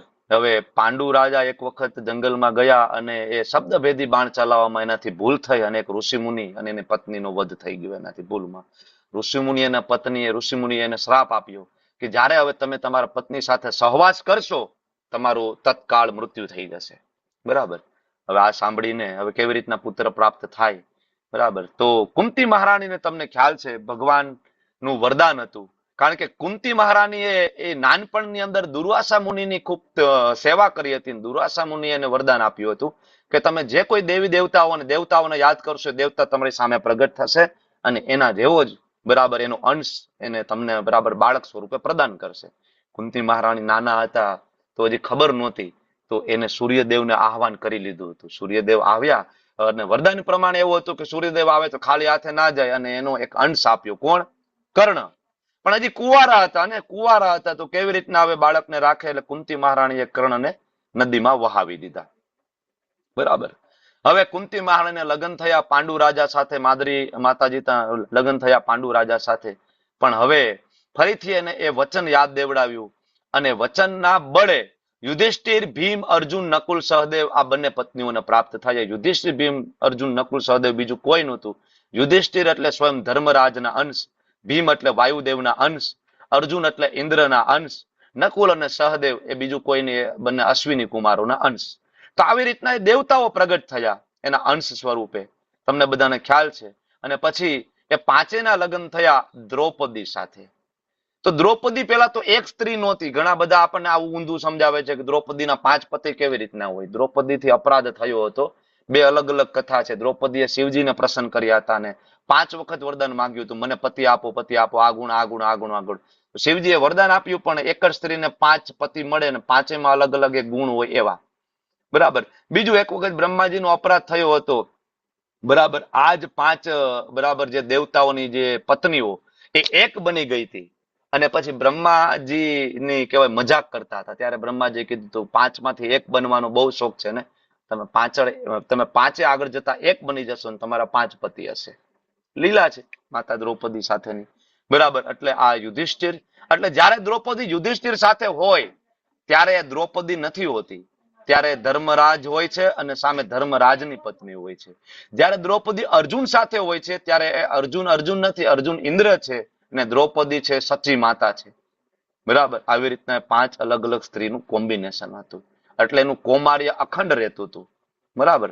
તો આ થોડું સમજવાની જરૂર છે. પછી અર્જુનના એક લગ્ન થયા માતા સુભદ્રા સાથે, કૃષ્ણ બલરામની બેન. કૃષ્ણજીએ જ કરાવ્યા હતા ભગાડવામાં, ભાગી જાવ ભાઈ. લગ્ન થયા અને અર્જુન સુભદ્રાના પુત્ર અભિમન્યુ આવ્યા. અભિમન્યુ યુદ્ધની અંદર અધર્મની રીતિથી અણાયા. બરાબર. પણ એ સમયે અભિમન્યુના લગ્ન થઈ ચુક્યા હતા માતા ઉત્તરા સાથે, અને એના ગર્ભમાં એક બાળક હતું. અને ભગવાને અશ્વત્થામાએ જે બ્રહ્માસ્ત્ર છોડ્યું હતું, એ બ્રહ્માસ્ત્રથી બચાવવા માટે ભગવાન ઉત્તરાના ગર્ભમાં પ્રવેશ કરી ગયા અને એની રક્ષા કરી હતી. એટલે એ બાળક બહાર નીકળીને બધાને શોધતું હતું, બધાની પરીક્ષા કરતું હતું કે એ કોણ હતા જે મને બચાવવા આવ્યા હતા, ભગવાન કોણ હતા. બધાની પરીક્ષા કરવાના કારણે એનું નામ પરીક્ષિત પડ્યું, અને પરીક્ષિતના કારણે આપણને શ્રીમદ ભાગવતમ પ્રાપ્ત થયું, અને એના પુત્ર આગળ જન્મે જઈ આવ્યા. રાઈટ. તો આ રીતે આખો કુરુ વંશ, એનું બેકગ્રાઉન્ડ, અને હવે શ્રીમદ ભગવદ્ ગીતાની શરૂઆત થઈ, અને યુદ્ધ ભૂમિ ઉપર એક બાજુ 11 અક્ષોહિણી સેના અને એક બાજુ 7 અક્ષોહિણી સેના ઊભી છે, તમને બધાને ખ્યાલ છે. અને એકચ્યુઅલી આ ધૃતરાષ્ટ્ર અને જે કૌરવોને એવું હતું કે જાસુ અને 5 પાંડવો તો એકલા છે, જઈને મારી નાખશું અને બપોરનું લંચ આપણે ફરીથી હસ્તિનાપુર આવીને લઈ લેશું. મૂળ તો 15 મિનિટનું કામ છે, બરાબર. કારણ કે એને એમ કે આ બધા એકલા હશે, કૃષ્ણ હશે પણ કૃષ્ણ કઈ શસ્ત્ર તો ઉપાડવાના નથી, તો એ બચાવી નહીં શકે. આ લોકોને એવું હતું, બરાબર. ભગવાનની શક્તિનું આંકલન કરી ના શક્યા, બરાબર. હવે જયારે યુદ્ધ ભૂમિ ઉપર આવ્યા તો દુર્યોધનની આંખો ફાટી રહી જોઈને જ. સામે 7 અક્ષોહિણી સેના છે, અને એ કોઈ જેવી તેવી સેના નહોતી, 7 અક્ષોહિણી સેના. દુર્યોધન એવું હતું કે અમે સત્તાધારી પાર્ટી અમે છીએ તો અમને જ બધા સપોર્ટ કરે ને ભાઈ. યુધિષ્ઠિર પાસે ક્યાં સત્તા હતી, એને કોઈ થોડા સપોર્ટ કરવા જવાના છે. પણ ઘણા બધા એવા પાયસ રાજા હતા, પવિત્ર રાજા હતા, ધર્મની સાઈડમાં લડી શકે એવા રાજા હતા કે જેને ઇવન બરાબર દુર્યોધનની સાઈડમાં ના રહ્યા પણ કોની સાઈડમાં રહ્યા, બરાબર એમની આપણા બરાબર એકચ્યુઅલી પાંડવોની સાઈડમાં રહ્યા. કેમેરો બંધ થઈ ગયો ને મારો? ટેકનોલોજીકલ એરર આવે છે આની અંદર. કઈ નહીં, આપણે કઈક બીજી વ્યવસ્થા ઊભી કરીએ. હરે કૃષ્ણ કૃષ્ણ કૃષ્ણ હરે હરે, હરે રામ રામ રામ રામ હરે હરે. હવે એક બીજો વિડીયો મેં ચાલુ કર્યો છે, બરાબર છે ને? એ વાળો તો બરાબર. Thank you. દેખાય છે ને? ઓકે. તો હવે દુર્યોધનને એવું હતું કે ભાઈ જશું અને બપોરનું લંચ અહીં લઈ લેશું, કારણ કે આ લોકોને તો ક્યાં કોઈ હવે ધ્યાન દેવાનું હતું, આનામાં મારી નાખશું. પણ જયારે એક બાજુ એને 7 અક્ષોની સેના જોઈ ત્યારે વિચાર કરે છે કે આ તો વેરી ડિફિકલ્ટ, ભાઈ માન્યો તો એટલું સહેલું યુદ્ધ નથી આ, બરાબર. અને હવે જયારે ધૃતરાષ્ટ્રને આ વસ્તુની ખબર પડે છે, સંજય જયારે વાત કરે છે તો ધૃતરાષ્ટ્ર પેલા શ્લોકની અંદર પૂછે છે, ધર્મ ક્ષેત્રે કુરુક્ષેત્રે સમવેતાયુયુત્સવ મામકા પાંડવાશ્ચેવ કિમ કુર્વત સંજય. હે સંજય, તમે કહો કે આ ધર્મ ક્ષેત્રની જગ્યા છે. શું કામ ધર્મ ક્ષેત્ર? તો કે કુરુઓના મહાન પ્રતાપી રાજાઓએ ત્યાં ખૂબ તપશ્ચર્યા કરી અને ભગવાન પાસેથી વરદાન લીધું હતું કે આ જગ્યા ઉપર કોઈ ધર્મની સાઈડમાં રહીને યુદ્ધ કરશે, દાન કરશે, તપ કરશે, જપ કરશે, યજ્ઞ કરશે તો એ જરૂરથી સ્વર્ગ લોક બરાબર જશે, ઉપરના લોકો પ્રાપ્ત કરશે. ધૃતરાષ્ટ્રને જયારે ખબર પડી કે આ જગ્યાનું જે સિલેક્શન થયું, લોકેશન, એ તો મારા ધ્યાન બહાર રહી ગયું. કારણ કે એને ખબર નહોતી કે આ કુરુક્ષેત્ર સિલેક્ટ કરવામાં આવ્યું હતું યુદ્ધ કરવા માટે, અને એને ખબર હતી ધૃતરાષ્ટ્રને કે આ તો ધર્મ ક્ષેત્ર છે, મારા છોકરા અધર્મી છે, હું પોતે પણ અધર્મી છું, એને ખબર હતી. અને એના કારણે હવે ભયભીત થયા છે. એટલે પેલા શ્લોકમાં સંજય શું થયું? સંજય તમે મને કહો ત્યાં શું ચાલી રહ્યું છે? હવે આમ પ્રશ્ન જોઈ તો આપણે આવો પ્રશ્ન શું પૂછ્યો? ભાઈ યુદ્ધ ભૂમિમાં યુદ્ધ થવાનું હોય ને. પ્રશ્ન એટલા માટે પૂછે છે કે પુત્રો પ્રત્યે ખૂબ જ આસક્તિ છે, અને હવે એના યુદ્ધના પરિણામમાં શંકા થઈ ગઈ ને. હવે એને પેલા શું હતું કે જઈશું, 5 પાંડવોને મારી નાખશું, બપોરનું લંચ સાથે લઈશું, જીતી ગયા, હરિબોલ. પણ હવે ખબર પડી કે ના, હરિબોલ એટલું સહેલું નથી થવાનું, કારણ કે સામે હરિ પોતે ઉભા છે, બરાબર. એટલે તો મુશ્કેલી થઈ જવાની છે. એટલે હવે ભયભીત થયા છે. પણ એને થોડીક આશા એ પણ હતી. બીજી આશા શું હતી ખબર છે? ધૃતરાષ્ટ્રની આસક્તિ કેટલી હતી એનું આંકલન તમે ત્યાં સુધી કાઢો કે આચાર્ય ત્યાં સુધી સમજાવે છે. એકચ્યુઅલી ધૃતરાષ્ટ્ર રાજ્ય માટે, ગાદી માટે એટલો આસક્ત વ્યક્તિ હતો કે એને ત્યાં સુધી કે મારો દીકરો પાછો ન આવી જાય. કોણ? દુર્યોધન. યુદ્ધ નહીં થાય તો વળી ભાગલા પાડવા પડશે, એને ખબર પડશે કે આ ધર્મ ક્ષેત્ર છે ને પાછો ડરીને આવી ગયો તો પાછો ના આવવો જોઈએ. ગમે એમ કરીને એ ભલે એનો વધ થઈ જાય તો વાંધો નથી, રાજ્ય મને મળવું જોઈએ. કારણ કે દુર્યોધન આમે રાજા બને તો રાજ્ય કોના હાથમાં રહેવાનું હતું? ધૃતરાષ્ટ્રના. એટલે તેનું નામ ધૃતરાષ્ટ્ર છે. ધૃત રાષ્ટ્ર, ધ્રુત એટલે કસીને પકડી રાખવું. કોને? રાષ્ટ્રને. પોતે આંધળો હતો, બરાબર. રાજ્ય છોડી દેવું જોઈએ ને અમુક, બરાબર, જે નિયમો પ્રમાણે. તો એને ના આપ્યું. છતાં પાંડુ રાજા બહુ દયાળુ હતા. પાંડુ રાજા હંમેશા, બરાબર, ઘોષણા કરાવી હતી રાજ્યની અંદર કે ભાઈ મારો મોટો ભાઈ છે અને પિતા સમાન છે, અને ભલે તમે બધા મને રાજા કહો પણ તમે ધૃતરાષ્ટ્રને પણ રાજા કહેજો.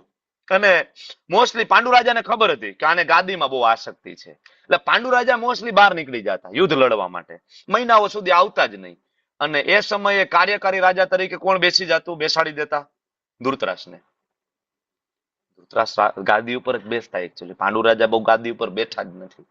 એમાં જંગલમાં ગયા અને ઓલા ઋષિનો અપરાધ થયો પછી તો પાંડુ રાજાએ રાજ્ય જ છોડી દીધું, બરાબર. પછી જંગલમાં જ લઈ જતા રહ્યા, ઇટ્સ લાઈક સંન્યાસ જ લઈ લીધું એમને, બરાબર. તો પાંડુ રાજા એટલા દયાળુ હતા, પ્રેમથી જ આપ્યું હતું, તો એનાથી પચ્યું નહીં કે મને મળ્યું છે તો હવે યુધિષ્ઠિર લઈ લેશે. પછી એને બીક એ હતી યુધિષ્ઠિર મોટો થાય તો એ લઈ લેશે ને, કારણ કે કાર્યકારી રાજા હતા ને. કારણ કે પાંડુનો દીકરો મોટો યુધિષ્ઠિર હતો તો એ રાજા બનવો જોઈએ ને નિયમ પ્રમાણે, એટલે નિયમ ખબર હતી. એટલે પછી એને છલ કરવાનું ચાલુ કર્યું. અને છલના પ્રતાપે તમને બધાને ખબર છે કે એ ધૃતરાષ્ટ્રની આગેવાની હેઠળ જ એના કૌરવો દુર્યોધન દુશાસન દ્વારા નાના એવા ભીમને ઝેર આપીને સમુદ્રમાં ફેંકી દેવામાં આવ્યો હતો, બરાબર. ઘણી વખત વધ કરવાના પ્રયત્ન. અને એ જ્યારે વનવાસમાં હતા પાંચ પાંડવો અને માતા કુંતી, બરાબર, એ સમયે આ બધા એ સાથે મળીને, બરાબર, દ્રૌપદી કુંતી પાંચ પાંડવો બધાને બાળી નાખવાની કોશિશ કરી હતી. વારણાવર્તનો અગ્નિકાંડ. ભલે આપણે મહાભારત તો ના વાંચ્યું હોય પણ ઓલું બી આર ચોપડાવાળું મહાભારતની સિરિયલ તો મને લાગે જોઈ છે તમે બધાએ કોરોનામાં. સિરિયલમાં થોડું થોડું યાદ આવે, બરાબર. તો વારણાવર્તનો જે અગ્નિકાંડ. હા, હરે બોલો. કૃષ્ણ પ્રભુજી. હમ. હરે કૃષ્ણ. હા બોલો. હરે કૃષ્ણ. હા, હવે એમાં એવું છે કે અંબા છે ને એને સલ્વર રાજા સાથે પ્રેમ હતો, એટલે એને એ આનું ડિટેલમાં છે, એટલે હું એ બહુ ડિટેલમાં, એકચ્યુઅલી આટલું ડિટેલમાં નહોતું જવાનું. મને ખબર છે સલ્વ રાજા પાસેની પછી એટલા માટે ના પાડતા હતા અને એવું બધું હતું, પણ નથી જવું બહુ ડિટેલમાં, માતાજી ટાઈમ બહુ જશે એટલા માટે, બરાબર. ઓકે. તો એકચ્યુઅલી આજના શ્લોકો પૂરા કરવા માટે મારા માટે ચેલેન્જ છે, એટલા માટે હું તમને કહું છું કે એવું લાસ્ટમાં તમે શેર કરો. મારે 50% શ્લોકો લેવાના છે ને મારી પાસે 45 મિનિટ પણ નથી, બરાબર. તો કુરુક્ષેત્રમાં યુદ્ધ કરવાની ઈચ્છાથી એકત્ર થયેલા મારા અને પાંડુના પુત્રએ શું કર્યું? આ બધી અત્યારે જે ચર્ચા ચાલી રહી છે આસક્તિનું આની અંદર બહુ મોટું પ્રમાણ છે. ગાદી પ્રત્યેની આસક્તિ, રાજગાદી પ્રત્યેની આસક્તિ. આસક્તિ શું કરી શકે તમે જોઈ શકો છો આની અંદર.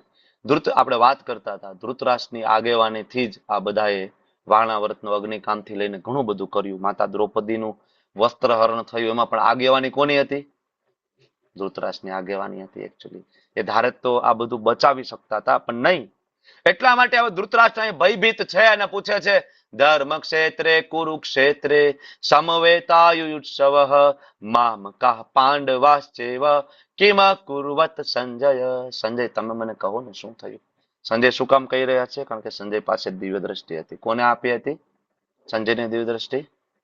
વ્યાસદેવે. ભગવાન, બરાબર, વેદ વ્યાસજીએ, બરાબર. તો દિવ્ય દ્રષ્ટિ આપી હતી, સંજય બધું જોઈ શકતા હતા. અને યાદ રાખજો સંજય ખાલી ધૃતરાષ્ટ્રની સાથે નહોતા, સંજય તો યુદ્ધભૂમિ પર આવી ગયા હતા. ભીષ્મદેવ જયારે 10મા દિવસે ધરાશાયી થયા ને, બરાબર, તો વચ્ચે વચ્ચે સંજય જતા હતા હસ્તિનાપુર. એવી રીતના છે, વચ્ચે વચ્ચે સંજય યોદ્ધા હતા, તો એવું નહોતું કે સામે બેઠા બેઠા ખાલી સંભળાવે જ છે. આવી રીતના યુદ્ધભૂમિ પર જતા રહ્યા હતા પહેલા જ દિવસથી. પછી વચ્ચે આવ્યા અને પછી આ સ્ટોરી ચાલુ કરી. પછી જયારે ભીષ્મદેવ ધરાશાયી થયા ત્યારે પણ એને વાત કરી. પછી આગળ તમને બધાને ખબર છે કર્ણ ધરાશાયી થયા ને, તો એને પછી આ રીતના સ્ટોરી ધૃતરાષ્ટ્રને કહી રહ્યા હતા કે આવું આવું થયું, આવું આવું થયું, બરાબર. તો હવે જ્યારે ધૃતરાષ્ટ્ર પેલા શ્લોકની અંદર આપણા જેવા સામાન્ય મનુષ્યોને રિપ્રેઝન્ટ કરે છે. શું કામ મહાભારતની શરૂઆત થઈ? મારું અને હું. યાદ રાખજો મહાભારત શું કામ થયું? હું અને મારું. અને તમારા મારા ઘરમાં મહાભારત શું કામ થાય છે રોજ? હું અને મારું. આ જ કારણ છે, બધાને હું કઈક છું, આ હું વાળો અહંકાર કાઢવો એ બહુ મુશ્કેલ છે. It is very very very difficult. બરાબર. તો જ્યાં સુધી તમારા અને મારામાંથી હું અને મારું નહીં નીકળે ને, ત્યાં સુધી મહાભારત ચાલુ રહેશે. ઘરમાં મહાભારત રહેશે, તમારા મગજમાં મહાભારત રહેશે, મનમાં મહાભારત રહેશે, સમાજમાં મહાભારત રહેશે, તમારી સોસાયટીમાં મહાભારત રહેશે, તમારા દેશની અંદર યુદ્ધ થશે અને ઇન્ટરનેશનલી વોર. આ ઇન્ટરનેશનલ વોર શેના માટે થાય છે? રશિયા, યુક્રેન, અમેરિકા અને હમણાં ઈરાનના યુદ્ધ શેના માટે? હું અને મારું ભાઈ, અમે કઈક છીએ. મૂળ મુદ્દો આ જ છે ને સંસારની અંદર યુદ્ધનું કારણ હું અને મારું. બરાબર. હું અને મારો માંથી સંસાર બહાર નીકળી જાય. બરાબર. ઈસા વાસ્યમ ઇદમ સર્વમ, બધું કૃષ્ણનું છે. બરાબર. આવો એક ભાવના આવી જાય, યુદ્ધ બધા પૂરા થઈ જાય સંસારની અંદર. બરાબર. એટલા માટે વૈષ્ણવિઝમનો પ્રચાર કરવો બહુ જરૂરી છે. તો ઇમ્પાર્શિયલ ભગવદ્ ગીતાની શરૂઆત થઈ હું અને મારું થી ને ભગવદ્ ગીતા આપણને સમજાવે છે કે આ સંસારમાં આપણે બધાનું બંધનનું જે કારણ છે, આ પહેલું કારણ હું અને મારું. પહેલું ને છેલ્લું કારણ સમજો, હું અને મારું. બરાબર. તો ભગવાનના પક્ષમાં રહેવું એ પોતાની રાજકીય મુત્સદ્દીગીરી અને ભૌતિક નિપુણતા કરતા લાખો ગણું ચડિયાતું છે. એકચ્યુઅલી 1 થી લઈને 26 શ્લોકની અંદર તમે જોશો તો અર્જુન ભગવાનની સાઈડમાં રહ્યા અને સામેના પક્ષે નારાયણ સેના ગઈ, તો આપણને એમ થાય કાકાએ એટલો સારો સોદો ના કર્યો અર્જુન. પણ એ આપણને પછી રિઝલ્ટ ખબર છે. બરાબર. શું રિઝલ્ટ આવ્યું આગળ બીજા શ્લોકની અંદર હવે સંજય કહે છે, દ્રષ્ટવા તુ પાંડવાનિકમ વ્યુઢમ દુર્યોધનસ્તદા આચાર્યમ ઉપસંગમ્ય રાજા વચનમ અબ્રવીત. કે હવે હે રાજા, હે ધૃતરાષ્ટ્ર, પાંડુ પુત્રોની જે સેના હતી એની વ્યૂહ રચના જે ગોઠવાયેલી હતી ને, એ એટલી નિપુણતાથી ગોઠવાયેલી હતી ને કે દુર્યોધન જોઈ અને હાજા ગગડી ગયા. કે સાલું આપણને એમ હતું કે સવારે જાશું, બપોર સુધીમાં 5 પાંડવોને મારી નાખશું, બપોરનું લંચ હસ્તિનાપુરમાં લઈશું અને હરિબોલ હરિબોલ. પણ આમાં કઈ આપણો મેળ પડે એવું લાગતું નથી. દુર્યોધન ખૂબ ભયભીત થઈ ગયા જ્યારે એને સામે આટલી નિપુણતાથી એક્સપર્ટ સેના ગોઠવેલી છે. બરાબર. શ્રીલ પ્રભુપાદજી તાત્પર્યમાં લખે છે કે ધૃતરાષ્ટ્ર છે ને એ ખાલી આંખેથી આંધળો નહોતો, એ આધ્યાત્મિકતામાં પણ આંધળો હતો. એને સમજાતું નહોતું કે સામે ભગવાન છે, એની ભગવાનની સામે યુદ્ધ ના કરવાનું હોય, સમજી નહોતો શકતો. બરાબર. તો આ સંજય પ્રોત્સાહિત કરવા માટે રાજા સંબોધન કરે છે કે રાજા. બરાબર. હવે આગળ ત્રીજા શ્લોકની અંદર જયારે આપણે જઈએ ત્યારે દુર્યોધનનો શું ભાવ હતો એ આપણને ખ્યાલ આવશે. અને સંજય કહે છે પશ્યતામ પાંડુ પુત્રાણામ, કે જયારે દુર્યોધન, તમારા દીકરા દુર્યોધને પાંડુના પુત્રોને જોયા ને, આચાર્યામ મહતીમ ચમુમ, એના આચાર્ય અને ગુરુ પાસે ગયા. ગુરુ કોણ? ગુરુ કોણ હતા? બોલો. દ્રોણાચાર્ય. બરાબર. દ્રોણાચાર્ય પાસે ગયા અને શું કર્યું? વ્યુઢામ દ્રુપદ પુત્રેણ તવ શિષ્યેણ ધીમતા, હળાહળ અપમાન કર્યું. જો આસુરી લોકોની કેવી માનસિકતા હોય, આના ઉપરથી આપણને ખબર પડે. પ્રેક્ટિકલ ટિપ્સ અહીંયા આપણને મળે કે આસુરી લોકો હોય ને, દોષનો ટોપલો હંમેશા બીજા ઉપર ઢોળી દે. આપણે જોયું છે ને આપ સમાજની અંદર કઈક ભૂલ થઈ જાય, દોષનો ટોપલો કોના ઉપર ઢોળી દેવાનો? બીજા ઉપર. હવે દુર્યોધન, એના પિતાજી ધૃતરાષ્ટ્ર, દુશાસન દ્વારા આટલી બધી ભૂલ થઈ, ભૂલ એને નથી દેખાતી. એને શું દેખાય છે? દ્રુપદ પુત્રેણ, ગુરુ દ્રોણ તમારી ભૂલ છે, તમે મૂર્ખ છો. તમારો શિષ્ય ધીમતા, એટલે તમારો શિષ્ય એક્સપર્ટ છે, તમારો શિષ્ય બુદ્ધિશાળી છે, તમે મૂર્ખ છો. આસુરી લક્ષણો છે ને. આ સમયે એને શું કરવું જોઈએ? ગુરુ પાસે જઈને આશીર્વાદ માંગવા જોઈએ ને, હે ગુરુદેવ, બરાબર, જે કઈ પરિસ્થિતિનું નિર્માણ થયું છે અમારી મૂર્ખતાના કારણે થયું છે, પણ હવે જે પરિસ્થિતિ થઈ, તમે કઈક સારા આશીર્વાદ આપો કે આ પરિસ્થિતિમાંથી અમે બહાર નીકળી જઈએ. નહીં. વ્યુઢામ દ્રુપદ પુત્રેણ. દ્રુપદ પુત્રેણ કોણ છે? અહીંયા શું ખરેખર એને કેવું જોઈતું હતું? દ્રુપદ પુત્રને શું કામ કહેવામાં આવ્યું? કોણ કહેશે? વાય? નાનું એવું શોર્ટમાં કહેવાનું છે. ચાલો ચાલો ચાલો, come on, raise your hand. કોણ કહેશે? કેમેરો મારો બીજામાં ચાલુ કરો તો મને ખબર ના પડે હેન્ડ રેસ કોનો થયો. તૃપ્તિ માતાજી બોલો. ચાલો. હા બોલો બોલો બોલો. હરે કૃષ્ણ પ્રભુજી. એટલે દ્રોણાચાર્યને એ યાદ અપાવતા હતા કે દ્રુપદ એના દીકરાને શું કામ જન્મ આપ્યો હતો, એને મારવા માટે દ્રોણાચાર્યને. હમ એટલે એને ધૃષ્ટદ્યુમ્ન ન કીધું, પણ એને કીધું દ્રુપદ પુત્ર. એટલે દ્રોણાચાર્યને યાદ અપાવ્યું કે તે એને શું કામ એને બધું જ્ઞાન આપ્યું, અને તેને હવે ઈ તારી સામે ઉભો તમે છે, એટલે એને ઉશ્કેરવા માટે આ દ્રુપદ પુત્ર એમ નામ લીધું, ધૃષ્ટદ્યુમ્ન ન લીધું. કે તમે આ બહુ મોટી ભૂલ કરી છે ગુરુદેવ, તમે બે મોટી ભૂલ કરી છે. શું કામ? તો કે આ દ્રુપદ પુત્રના એટલે બીજું કોઈ નથી, ધુષ્ટધૂમ છે, અને ધુષ્ટધૂમ તમારો પોતાનો શિષ્ય છે. બરાબર, આપણે સ્ટોરી ઇવન લેવલ 1 માં પણ ભણી ચૂક્યા છીએ. તમને બધાને ખ્યાલ છે કે રાજા દ્રુપદ અને ગુરુ દ્રોણ બે પાક્કા ભાઈબંધ ગુરુકુળમાં સાથે ભણતા હતા, અને એક દિવસ દ્રુપદની જીવ બચાવવાના કારણે દ્રુપદે ગુરુ દ્રોણને વચન આપ્યું હતું કે મિત્ર, ભવિષ્યમાં જરૂર પડે ને, you don't worry, I am there, હું હંમેશા હાજર રહીશ, અને અડધું રાજ્ય તને આપી દઈશ, માગજે તું. બરાબર. હવે બંને ભણીને બહાર નીકળ્યા. ગુરુ દ્રોણ બ્રાહ્મણ હતા, એને કઈ પૈસાની જરૂર નહીં, તો વેદો ઉપનિષદો ભણે, ભક્તિ કરે, પ્રચાર કરે. અને દ્રુપદ છે રાજા બની ગયા. પણ ગુરુ દ્રોણ ના પુત્ર આવ્યા અશ્વત્થામાને. અશ્વત્થામાને ખવડાવવા માટે દૂધ પણ નહોતું. એટલી નિર્ધન પરિસ્થિતિ, એટલી ગરીબ અવસ્થાની અંદર ગુરુ દ્રોણ જીવતા હતા. ત્યારે ગુરુ દ્રોણને એમ થયું કે ભાઈ, અડધું રાજ્ય તો નથી જોતું, પણ મારા મિત્ર પાસે જઈને એટલી ગાય એક માગી લઉં. ઋષિ પાસે ગાય હોવી જોઈએ, કારણ કે યજ્ઞ કરવા માટે પણ ઘી જોઈએ. એટલે જો બધા ઋષિ બ્રાહ્મણો પેલા ગાય રાખતા. ભગવાનની સેવા દૂધથી, પંચામૃતથી, પંચગવ્યથી થાય, એટલે ગાય જોઈએ. તો ગાય માગવા માટે ગયા દ્રુપદ પાસે, પણ દ્રુપદે હળાહળ અપમાન કરી દીધું કે કેવી મિત્રતા તારી અને મારી, તારું સ્ટેટસ જો ને મારું સ્ટેટસ જો, આપણી વચ્ચે કોઈ મિત્રતા હોય નહીં, ભૂલી જા ભાઈ બધું. નિર્ધન બ્રાહ્મણ, ઓળખ હું કોણ છું, હું રાજન છું. હળાહળ અપમાન થયું. ત્યારે ગુરુ દ્રોણને એમ થાય છે કે મારો મિત્ર અહંકારી બની ગયો રાજા બનીને, અને આ અહંકાર મારે તોડવો પડશે, નહીતર આ વ્યક્તિ છેલ્લે નરકમાં જતો રહેશે. એટલે ગુરુ દ્રોણ છે જાય છે ભીષ્મદેવ પાસે અને કહે છે કે તમારા બધા પુત્રોને મને આપો, કૌરવ પાંડવોને, હું એને ટીચિંગ્સ આપીશ, શસ્ત્ર વિદ્યા આપીશ એને. અને એ બધાને શસ્ત્ર વિદ્યા આપી. શસ્ત્ર વિદ્યા આપવા પાછળનો એક એનો હેતુ હતો કે દ્રુપદને લઈ આવો, બરાબર, બંદી બનાવીને. તો જેવું વિદ્યા પૂરી થઈ તો કૌરવોને કહ્યું કે જાઓ દ્રુપદને લઈ આવો. કૌરવો ગયા, પણ દ્રુપદ રાજા પાવરફુલ હતા. બધા કૌરવો ઇન્ક્લુડિંગ કર્ણ બધાને બંદી બનાવી લીધા. બરાબર.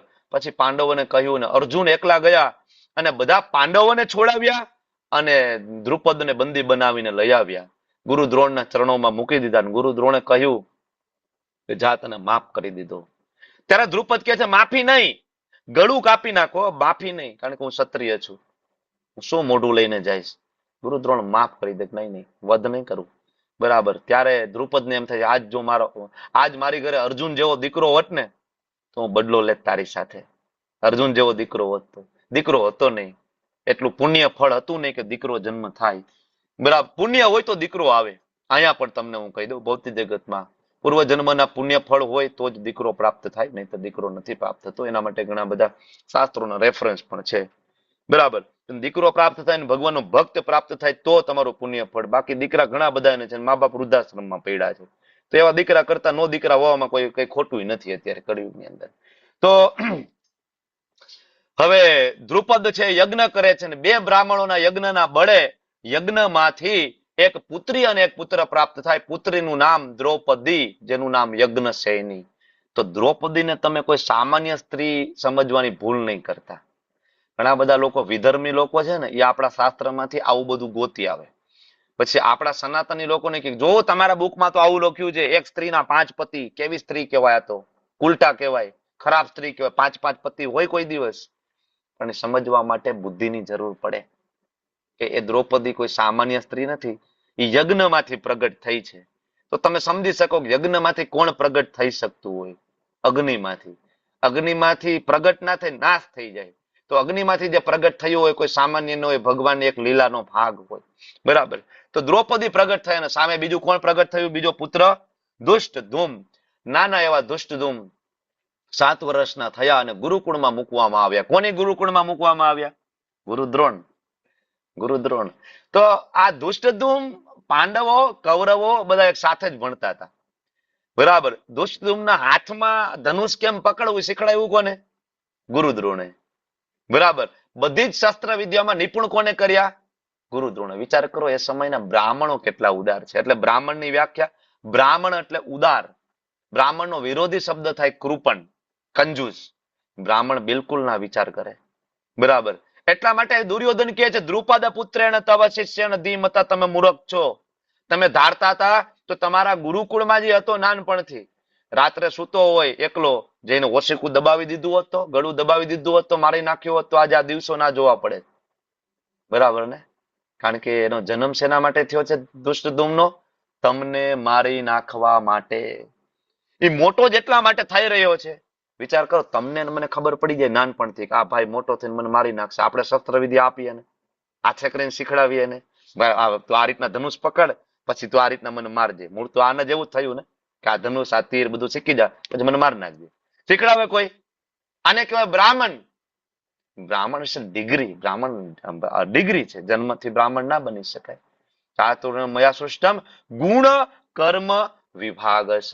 ગુણ અને કર્મ હોવા જોઈએ એ સમયના બ્રાહ્મણો. એટલે અહીંયા મેણું મારી રહ્યા છે કે જેનો જન્મ તમને મારી નાખવા માટે થયો, એને પાડી પોસીને મોટો કર્યો તમે. તમારાથી મોટો મૂર્ખ કોઈ નથી. ગુરુદેવ, તમે મૂર્ખ છો. તમારો શિષ્ય બુદ્ધિશાળી છે, જો સામે ઉભો રહી ગયો છે. બરાબર. તો એ નિપુણતાથી જે સેના ગોઠવેલી હતી, કેવી રીતના સેના એ સમયે ગોઠવાતી, મહાભારતની અંદર આદિ પર્વમાં તમે જાઓ, તમને ખ્યાલ આવશે કે જે અક્ષોની સેનાની જે વાત છે, એક બાજુ 7 અક્ષોની સેના, એક બાજુ 11 અક્ષોની સેના, તો એક અક્ષોની સેનામાં શું શું હોય?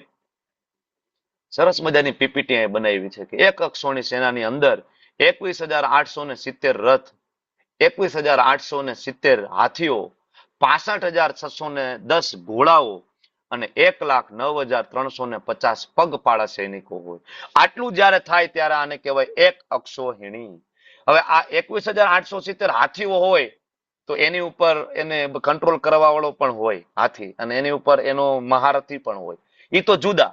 65,610 ઘોડા છે, તો ઘોડા ઉપર જે હોય એ, અને ઘોડાની રક્ષા કરવા માટે ચારેકોર સૈનિકો હોય એ પણ જુદા, અને પગપાળા સૈનિકો જે છે સૈન્ય દળ એ પણ જુદું. તો વિચાર કરો કે સંખ્યા કેટલી હશે. એક રથની અંદર સારથી પણ હોય, રથી પણ હોય, ને રથની ચારેય બાજુએ રક્ષા કરવા માટે સૈનિકો હોય એ પણ જુદા. તો કેટલું મોટું સૈન્ય બળ હશે એક અક્ષોની સેનામાં. તો એક બાજુ 7 અક્ષોની સેના, એક બાજુ 11 અક્ષોની સેના. બરાબર. પાંડવો સાઈડના જે સેનાપતિ દુષ્ટધુમ રહ્યા છેલ્લે સુધી, પણ કૌરવની સાઈડમાં પેલા સેનાપતિ ભીષ્મ બન્યા, એ જયારે ધરાશાયી થયા, પછી દ્રોણ આવ્યા, એનું મૃત્યુ થયું, પછી કર્ણ આવ્યા, કર્ણનું મૃત્યુ પછી શલ્ય આવ્યા, અને શલ્ય પછી છેલ્લે દુર્યોધન આવ્યા, અને દુર્યોધનનું મૃત્યુ થયું, અને ત્યાં મહાભારતનું યુદ્ધ પૂરું થયું. બરાબર. તો આ બધા મહારથીઓ કોઈ સામાન્ય નહોતા. મહારથી કોને કહેવાય? મહારથી એને કહેવાય કે એની સામે કદાચ ગમે એટલા રથ હોય, એ એકલા હાથે ગમે એટલા રથીઓને મારી શકે, એને કહેવાય મહારથી. અતિરથી, અતિરથી એને કહેવાય કે જેની સામે 1,000 રથ લઈને કોઈ આવે તો પણ એને મારી નાખે. અતિરથી. અર્જુન મહારથી હતા. ભીષ્મ, દ્રોણ, કર્ણ આ બધા મહારથીઓ હતા. યુધિષ્ઠિર, ભીમ, દુષ્ટધુમ આ બધા અતિરથીઓ હતા. બરાબર. 10,000 વોરિયર્સ કરે, બરાબર, ફિનિશ કરી શકે. ઓલા 60,000 વોરિયર્સ ફિનિશ કરી શકે. બરાબર. એ કોઈ રથી કે એક રથની સામે જ લડી શકે, રથી કહેવાય. અને એક અર્ધ રથી પણ શબ્દ છે કે એ નિર્બળ હોય છે. તો આવી રીતના એ સમયે કેટેગરી વાઇઝ ગોઠવવામાં આવ્યું હતું. અને વિચાર કરો, આટલી મોટી સેનાને કંટ્રોલ કેમ કરવાનું? 11 અક્ષોની સેના એટલે એને કંટ્રોલ કેવી રીતના કરવાનો? સેનાપતિ દુષ્ટધુમ કેવી રીતના આદેશ આપશે બધાને? કેવી રીતના? કારણ કે ત્યારે તો બ્લુટૂથ તો હતા નહીં, બધા બ્લુટૂથ પહેરી લો, હું અહીંથી બોલું છું, બધા સાંભળજો. કે ઓલું બરાબર માઇક્રોફોન નહોતું કે ભાઈ હાલો માઇકમાં એનાઉન્સ કરી દે, લાઉડ સ્પીકર બધે મૂકી દો, એવું હતું નહીં. ત્યારે ટેકનોલોજી વપરાતી, સાઇન લેંગ્વેજ વપરાતી, કોડેડ લેંગ્વેજ વપરાતી, જેનો ધ્વજની અંદર ઉપયોગ થતો. બરાબર. તો સૌથી આગળ દુષ્ટધુમ હોય, અને દુષ્ટધુમની પાછળ જ્યારે એની 7 અક્ષોની સેના હોય, તો 7 અક્ષોની સેનાને પણ અલગ અલગ એક અક્ષોની એનામાં વેચી દીધા. અને એક અક્ષોની સેના હોય એનો એક સેનાપતિ બની જાય, એને મહાસેનાપતિ કહેવાય. બરાબર.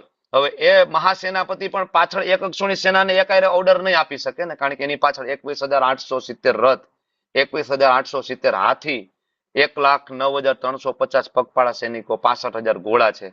તો કેવી રીતના ઓર્ડર આપશે હવે એક મહાસેનાપતિ?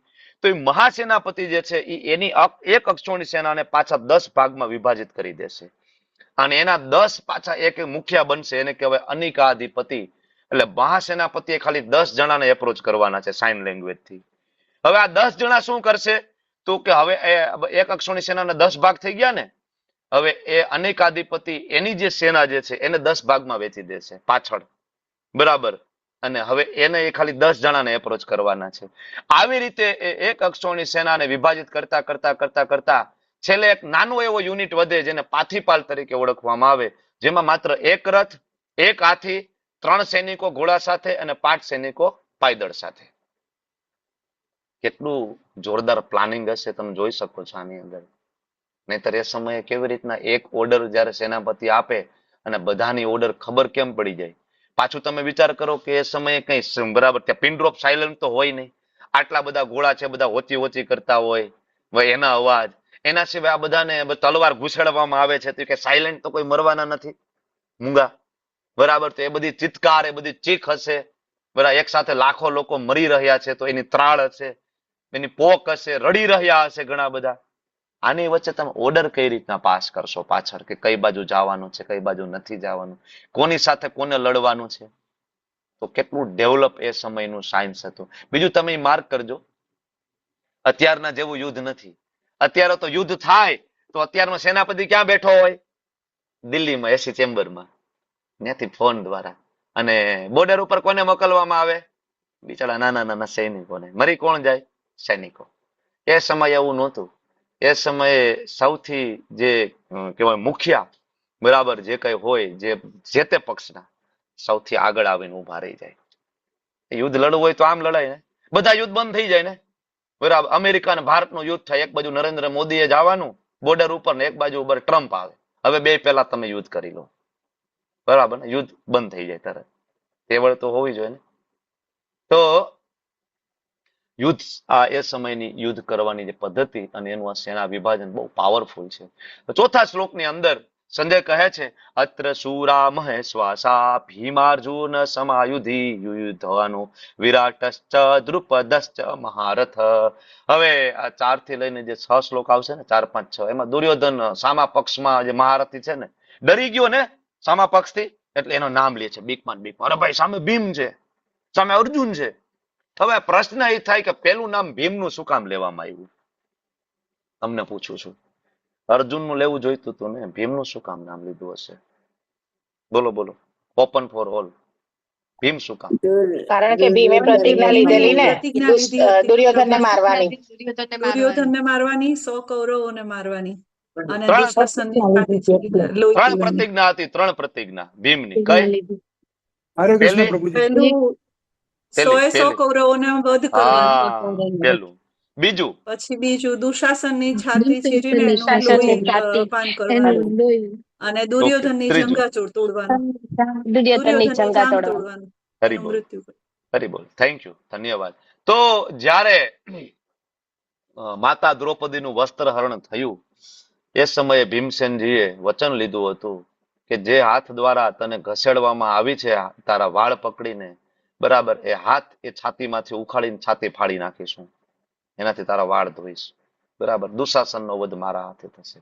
જે દુર્યોધને એવું કહ્યું છે કે દ્રૌપદી આવી જા, તું અહીંયા બેસી જા મારી જાંઘ ઉપર, એની હું આ કમર ને જાંઘને હું તોડી નાખીશ. અને જે આ બધા કૌરવોએ આપણી સાથે અધર્મ કર્યો છે, આ એક એક કૌરવો, 100 કૌરવોને હું મારીશ. એટલે તમે મહાભારતની અંદર જોશો તો આ બધા જ કૌરવો, બરાબર, ઇવન અર્જુનની સામે હોય કે યુધિષ્ઠિર મહારાજની સામે હોય, પણ એને માર્યા નથી, અધમુવા કરીને મૂકી દીધા છે. કારણ કે મારવાનું વચન કોનું હતું? ભીમસેનજીનું. તો 100 કૌરવોને માર્યા છે ભીમે એકલાએ. બાકી બધા ગયા અર્જુન સામે, યુધિષ્ઠિર સામે, નકુલ સહદેવ સામે, અધમુવા કર્યા હતા, પણ માર્યા નહોતા કોઈએ, વધ નથી કર્યો કોઈએ. વધ ખાલી એકલા ભીમે કર્યો, કારણ કે એનું વચન હતું. દુર્યોધનને ખબર હતી કે યુદ્ધ ભૂમિ ઉપર જો મારા ઉપર કોઈ ભારી પડી જાય ને, તો એ બીજું કોઈ નહીં, ભીમ છે. બીજું એને ભીમની એક શક્તિની ખબર હતી. કઈ શક્તિની ખબર હતી? કોઈ કહેશે કે જેનાથી દુર્યોધન જરાસંઘને મારી નાખ્યો. હરી બોલ. જરાસંઘ, વિચાર કરો, જરાસંઘ એટલો પાવરફુલ યોદ્ધા, બરાબર, કે જેને કદાચ શરીરના 2 ટુકડા કરી નાખો તો પણ પાછો જોડાઈ જાય એવો પાવરફુલ યોદ્ધા 17 વખત ભગવાનની સામે યુદ્ધ કરવા માટે મથુરામાં આવ્યો. તો તમને ખબર છે 18મી વખતે આવ્યા અને ભગવાન એક લીલા કરી, રણછોડ બનીને રણ છોડીને ભગવાન ભાગ્યા, બરાબર. કાલ યવન પાછળ ને ભગવાન આગળ. 18મી વખત ભગવાને શું કામ રણ છોડ્યું હતું? તો કે 18મી વખત જરાસંઘે બ્રાહ્મણોને આગળ કરી દીધા હતા, ગાય માતાને આગળ કરી દીધી ને બ્રાહ્મણોને કહીને આવ્યા હતા જરાસંઘ કે મારા માટે યજ્ઞ કરો, જે મંત્ર ભણવાય મંત્ર ભણો. આ વખતે જો હું ગયો અને કૃષ્ણનો મેં વધ ના કર્યો અથવા હું પાછો હારીને પાછો આવ્યો ને માર ખાઈને, મારો બધાનો વધ કરી નાખીશ, બધી ગાયોનો વધ કરી નાખીશ.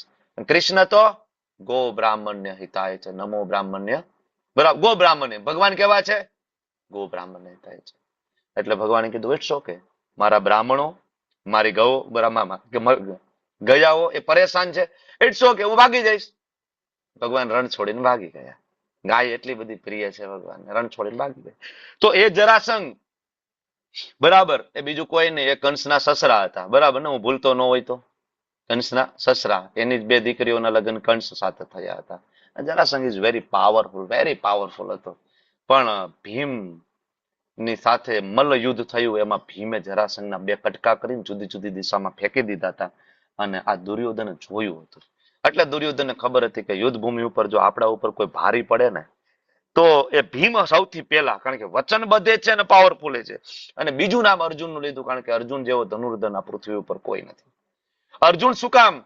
તો કે આની પહેલા જયારે દ્રુપદ રાજાને પરાજિત કર્યા હતા, બરાબર, જયારે આ બધા કૌરવો લેવા ગયા હતા ને, ત્યારે દ્રુપદ રાજાએ દુર્યોધનને બંદી બનાવી લીધા હતા અને માર્યું હતું. ત્યારે અર્જુન એકલાએ દુર્યોધનને છોડાવીને દ્રુપદને પરાસ્ત કરી દીધા. એટલે એને એ ખબર કે મારા કરતા અર્જુન પાવરફુલ છે. આની પેલા વિરાટ દેશ ઉપર જયારે અજ્ઞાતવાસમાં હતા અર્જુન ને બધા, ત્યારે અર્જુન બૃહનલલા તરીકે ત્યાં હતા, બરાબર, નૃત્યાંગના તરીકે, ટીચર તરીકે, નૃત્યના ટીચર તરીકે. એ સમયે વિરાટ દેશ ઉપર જયારે આ લોકોએ આક્રમણ કર્યું હતું ને કૌરવોએ, ત્યારે પણ અર્જુન એકલા હાથે બધા જ કૌરવો ઇન્ક્લુડિંગ બધા જ હતા, એમાં કર્ણથી લઈને બધા, ભીષ્મદેવ થી બધાને ત્યારે હરાવી દીધા હતા. તો એવું નહોતું કે ભાઈ અર્જુન કઈ પહેલી વાર આ લોકોની સામે ઉભા છે, તમે સમજો, અને અર્જુન કઈ ડરી ગયા, ભાઈ મારી સામે મારા દાદા છે, મારા કાકા છે, મામા છે, ને હું ડરી ગયો. આની પેલા ઘણી વખત આવી ફાઇટિંગ થઈ હતી જેમાં આ બધા સામે હતા જ, બરાબર. પણ આ જ વખતે શું કામ આ બધું થયું? કારણ કે ભગવદ્ ગીતા બોલવાની હતી. તમે સમજવાની કોશિશ કરો, ભગવદ્ ગીતા બોલવાની હતી. એટલા માટે હવે દુર્યોધન સામેના પક્ષમાં ભીમ છે, અર્જુન છે, બરાબર, અને બીજું કોણ છે? અરે યુયુધાન છે. આ યુયુધાન કોણ છે? યુયુધાન, બોલો બોલો બોલો, નથી યાદ આવતું? યુયુધાન એટલે બીજું કોઈ નહીં, ભગવાન શ્રી કૃષ્ણના સારથી, જેનું બીજું નામ સાત્યકી. બીજું નામ સાત્યકી. આ યુયુધાન ભગવાનના સારથી, વેરી પાવરફુલ યોદ્ધા, અને એ અર્જુનજીના શિષ્ય છે. ભક્તિ શાસ્ત્રીમાં તમે આવશો ને, હવે અહીંથી હું તમને ભક્તિ શાસ્ત્રીનું કહું છું, લેવલ 1 માં હું લેવલ 2 નું કહેતો હતો. હવે અહીંયા ભક્તિ શાસ્ત્રીમાં જયારે આવશો ને, ત્યારે આ એક એક યોદ્ધા ડિટેલમાં જાણીશું, એક એક યોદ્ધા વિશે. તો યુયુધાન, પછી વિરાટ રાજા, હમણાં આપણે વાત કરી, વિરાટ રાજા પણ આમની સાથે હતા, ધાર્મિક રાજા હતા. દ્રુપદ રાજા, તમને બધાને ખ્યાલ છે કે આમે એમને ભીષ્મદેવ સાથે વેર હતું, એટલે એ પણ ભગવાનની સાઈડમાં આવીને ઉભા રહી ગયા હતા, કારણ કે એની પુત્રી ક્યાં દ્રોણાચાર્ય સાથે. એટલે આમ જોવો તો આખા કૌરવ પક્ષ સાથે પછી એના કારણે એનો વેર હતું, એટલે સામે આવીને ઉભા રહી ગયા. સાચી વાત છે માતાજી, થેન્ક યુ. તો આગળના 5મા શ્લોકમાં જોવો તો હવે દુર્યોધન નામ લે છે, દુષ્ટ કેતુ ચકિસ્તાન કાશીરાજશ્ચ વીર્યવાન પુરુજ્યુત કુંતી ભોજશ્ચ શૈબ્યશ્ચ નરપુંગવ. બીજા લોકોના નામ લે છે, સામે જેટલા મહારથી છે ને, જેનાથી બીક લાગે છે, એ બધાને એકચુઅલી નામ લેવામાં આવે છે, બીજું કઈ નથી. ડર બોલી રહ્યો છે અંદરથી કે ભાઈ આ તો દુષ્ટ કેતુ છે, ચકિતાન છે, કાશીરાજ છે, પુરુજીત છે, કુંતી ભોજ છે, શૈલ્ય છે, આ બધા રાજાઓ અહીંયા આવ્યા છે, કેવી રીતના જીતીશું? બરાબર. દુષ્ટ કેતુ એટલે બીજું કોઈ નહીં, શિશુપાલના દીકરા, બરાબર. બાપે ભલે કૃષ્ણ સાથે વેર રાખ્યું, શિશુપાલે ભગવાનના હાથે છેલ્લે મરાઈ ગયા, ભગવાનને ગાળો દેતા દેતા, બરાબર. પણ એના દીકરા દુષ્ટ કેતુ એ ભગવાન સાથે વેર નહોતું રાખ્યું.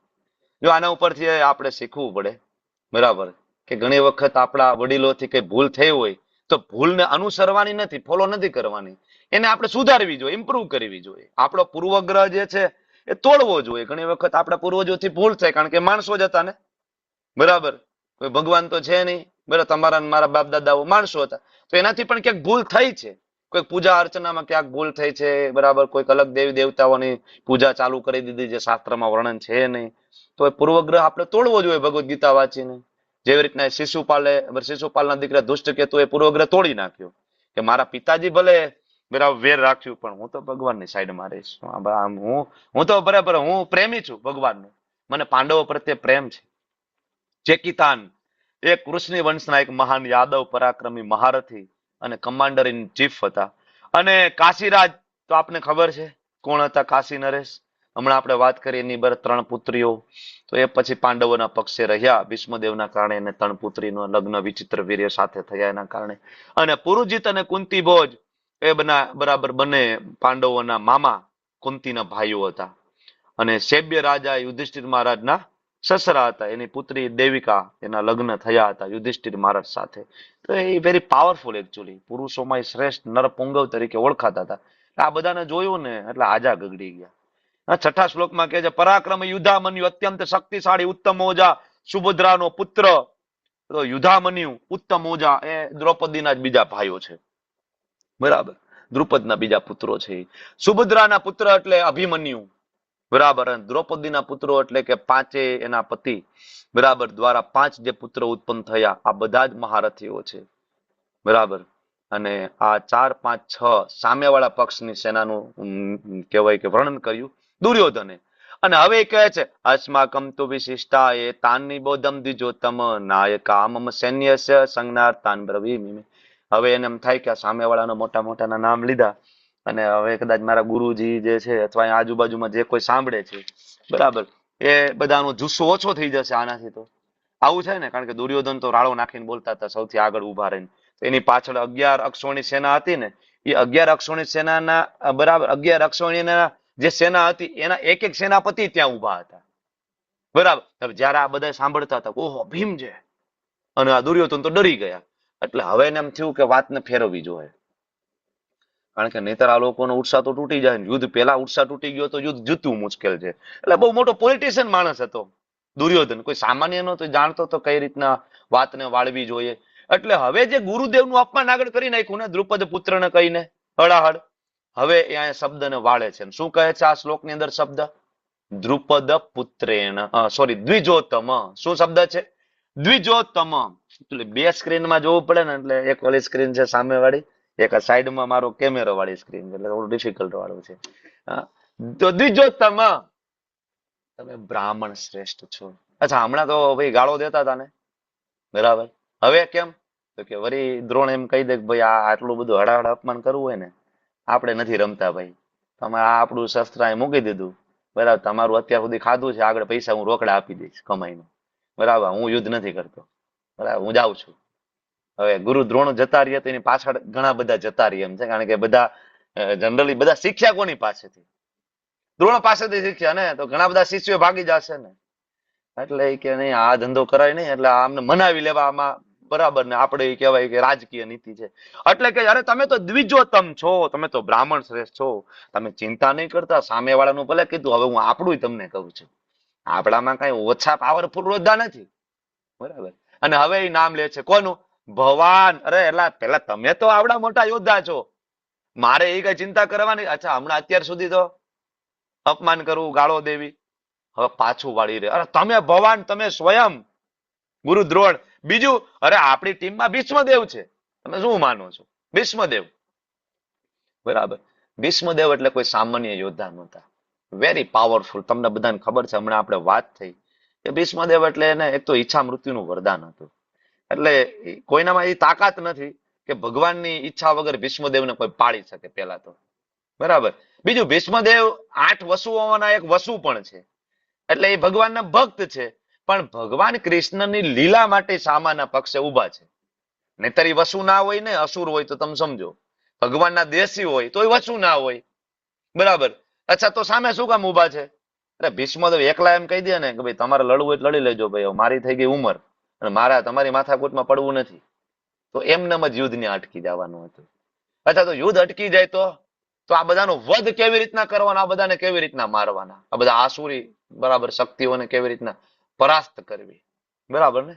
એટલા માટે એક યોજનાબદ્ધ જ, જેવી રીતના આપણે ભારતના એક એજન્ટ ને પાકિસ્તાનમાં મોકલીને વેશ પલટો કરીને રહ્યા કોણ? અજીત ડોભાલ. તમને બધાને ખ્યાલ છે બરાબર ને? આપણા કહેવાય કે સિક્યુરિટીની અંદર સૌથી ટોપ લેવલ ઉપર નામ છે અજીત ડોભાલ. વર્ષો સુધી પાકિસ્તાનમાં રહ્યા, મૌલવી બની ગયા, ભિખારી બની ગયા, ભીખ માંગતા હતા. કોના માટે કામ કરતા હતા? ઇન્ડિયા માટે. સેમ ભીષ્મદેવ રહ્યા તો સામે, સતત ભગવાનના ભક્ત હતા. એને ખબર હતી કે ભગવાનનો બધો પ્લાન છે, મહાભારત થવાનું છે, બધા લોકોને સંદેશ આપવાનો છે કે જે કોઈ લોકો પોતાના ભાઈની સંપત્તિ લઈ લેશે, જે કોઈ લોકો સ્ત્રીનું માન સન્માન નહીં જાળવે, રેપ કરશે, નિર્વસ્ત્ર કરવાની કોશિશ કરશે, જે લોકો કામી છે, ક્રોધી છે, આ બધા જ લોકોનો વધ થશે સ્વયં ભગવાન દ્વારા. ભગવાન કોઈને બક્ષતા નથી. એક સંદેશ આપવાનો હતો ને સંસારને. અને બીજું, આ સંદેશ દ્વારા ભગવદ્ ગીતા આપવાની હતી આ સંસારને. બરાબર. તો ભગવદ્ ગીતા આપવા માટે આ ચર્ચા થઈ ત્યાં. બરાબર. અને હવે કહે છે સ્વયં આપ અને ભીષ્મદેવ. ભીષ્મદેવ એટલે કોઈ સામાન્ય યોદ્ધા નહોતો, સ્વયં ભગવાન પરશુરામના શિષ્ય ભીષ્મદેવ હિમસેલ્ફ. બરાબર ને? ભગવાન પરશુરામના શિષ્ય. કોણ એની સામે લડી શકે? તિમિંગલા નામની એક માછલી, બરાબર, જે સમુદ્રની અંદર થાય, જે વિશાળકાય હોય અને જેને કોઈ પણ વશ ના કરી શકે, કંટ્રોલમાં ના લઈ આવી શકે, એવી માછલીને માત્ર ને માત્ર ભીષ્મદેવ પોતે બે હાથથી ઉપાડી અને લટકાવી શકે ગળામાં. ઈ ભીષ્મદેવ હતા. બરાબર. તો સામાન્ય યોદ્ધા નહોતા ભીષ્મદેવ. એટલે કહે છે ભીષ્મ. અને પછી નામ આવ્યું કર્ણનું. પેલા નામ આવ્યું ભવાન, એટલે કે તમે. બીજું તો કે ભીષ્મ. ત્રીજું કર્ણ. કર્ણનું શું કામ નામ લીધું હવે? કર્ણનું નામ એટલા માટે લીધું કે ભીષ્મદેવ અને કર્ણને બિલકુલ બનતું નહોતું. તમને બધાને ખ્યાલ છે. કર્ણએ ત્યાં સુધી કીધું કે ભીષ્મદેવ જો હોય તો હું યુદ્ધભૂમિ ઉપર નહીં આવું. આને કેવી મિત્રતા કહેવાય. ઘણા બધા મૂર્ખાઓ બરાબર મિત્રતાની મિસાલમાં કર્ણ અને દુર્યોધનની મિત્રતા માટે કહેતા હોય, અરે ભાઈ મિત્ર હોય તો કર્ણ જેવો મિત્ર હોવો જોઈએ. અરે મિત્ર નહોતો એ વ્યક્તિ સ્વાર્થી હતો, પોતાની ઇન્દ્રિય તૃપ્તિ માટે હતો એની સાઈડમાં. મને રાજ્ય મળવું જોઈએ, મને બરાબર પાવર મળવો જોઈએ, અને મને કોઈ બરાબર કહેવાય કે સૂતનો પુત્ર ના કહેવો જોઈએ. એ એટલા માટે હતો, પોતાના સ્વાર્થ માટે. ખરેખર દુર્યોધનને જરૂર હતી ને ત્યારે એની બાજુમાં એ હતો પણ નહીં. ભીષ્મદેવ આવ્યા ને યુદ્ધભૂમિ ઉપર જ્યારે સેનાપતિ બનીને, ત્યારે કર્ણએ કહી દીધું એ સેનાપતિ હોય તો હું નહીં. એને બિલકુલ પરવા નહોતી કે હું નહીં હોય તો બરાબર મારા મિત્રનું શું થશે. એટલે તમે કોઈ મિસાલ આપતા હોય અથવા કોઈ મિસાલ આપતા હોય કર્ણની મિત્રતાની, નહીં. મિત્રતાની મિસાલ આપી હોય તો અર્જુન અને કૃષ્ણની મિત્રતાની મિસાલ આપો. બરાબર. કર્ણ ઇઝ અસુર. કર્ણ કોણ હતો? સારો માણસ નહોતો, એ અસુર હતો, પૂર્વજન્મનો રાક્ષસ છે. આપણે ક્યારેક એ બાબતે પણ ચર્ચા કરશું ડિટેલમાં. રાક્ષસ હતો એ. બરાબર. એ સૂર્યદેવના પ્લાનથી અહીંયા આવ્યો છે અને ભગવાન દ્વારા મરાવવાનો છે. બરાબર. અલ્ટિમેટલી અર્જુન દ્વારા મરાવવાનો છે. તો કર્ણ અને ભીષ્મને બનતું નહોતું. ભીષ્મના વખાણ આગળ કરી લીધા અને કર્ણ પછી આગળ ના આવે તો, એટલે કર્ણનું નામ લીધું છે. અને પછી નામ લીધું કૃપાચાર્ય. કૃપાચાર્ય એટલે બીજું કોઈ નહીં, નાના નાના બે બાળકો જંગલમાંથી મળ્યા હતા.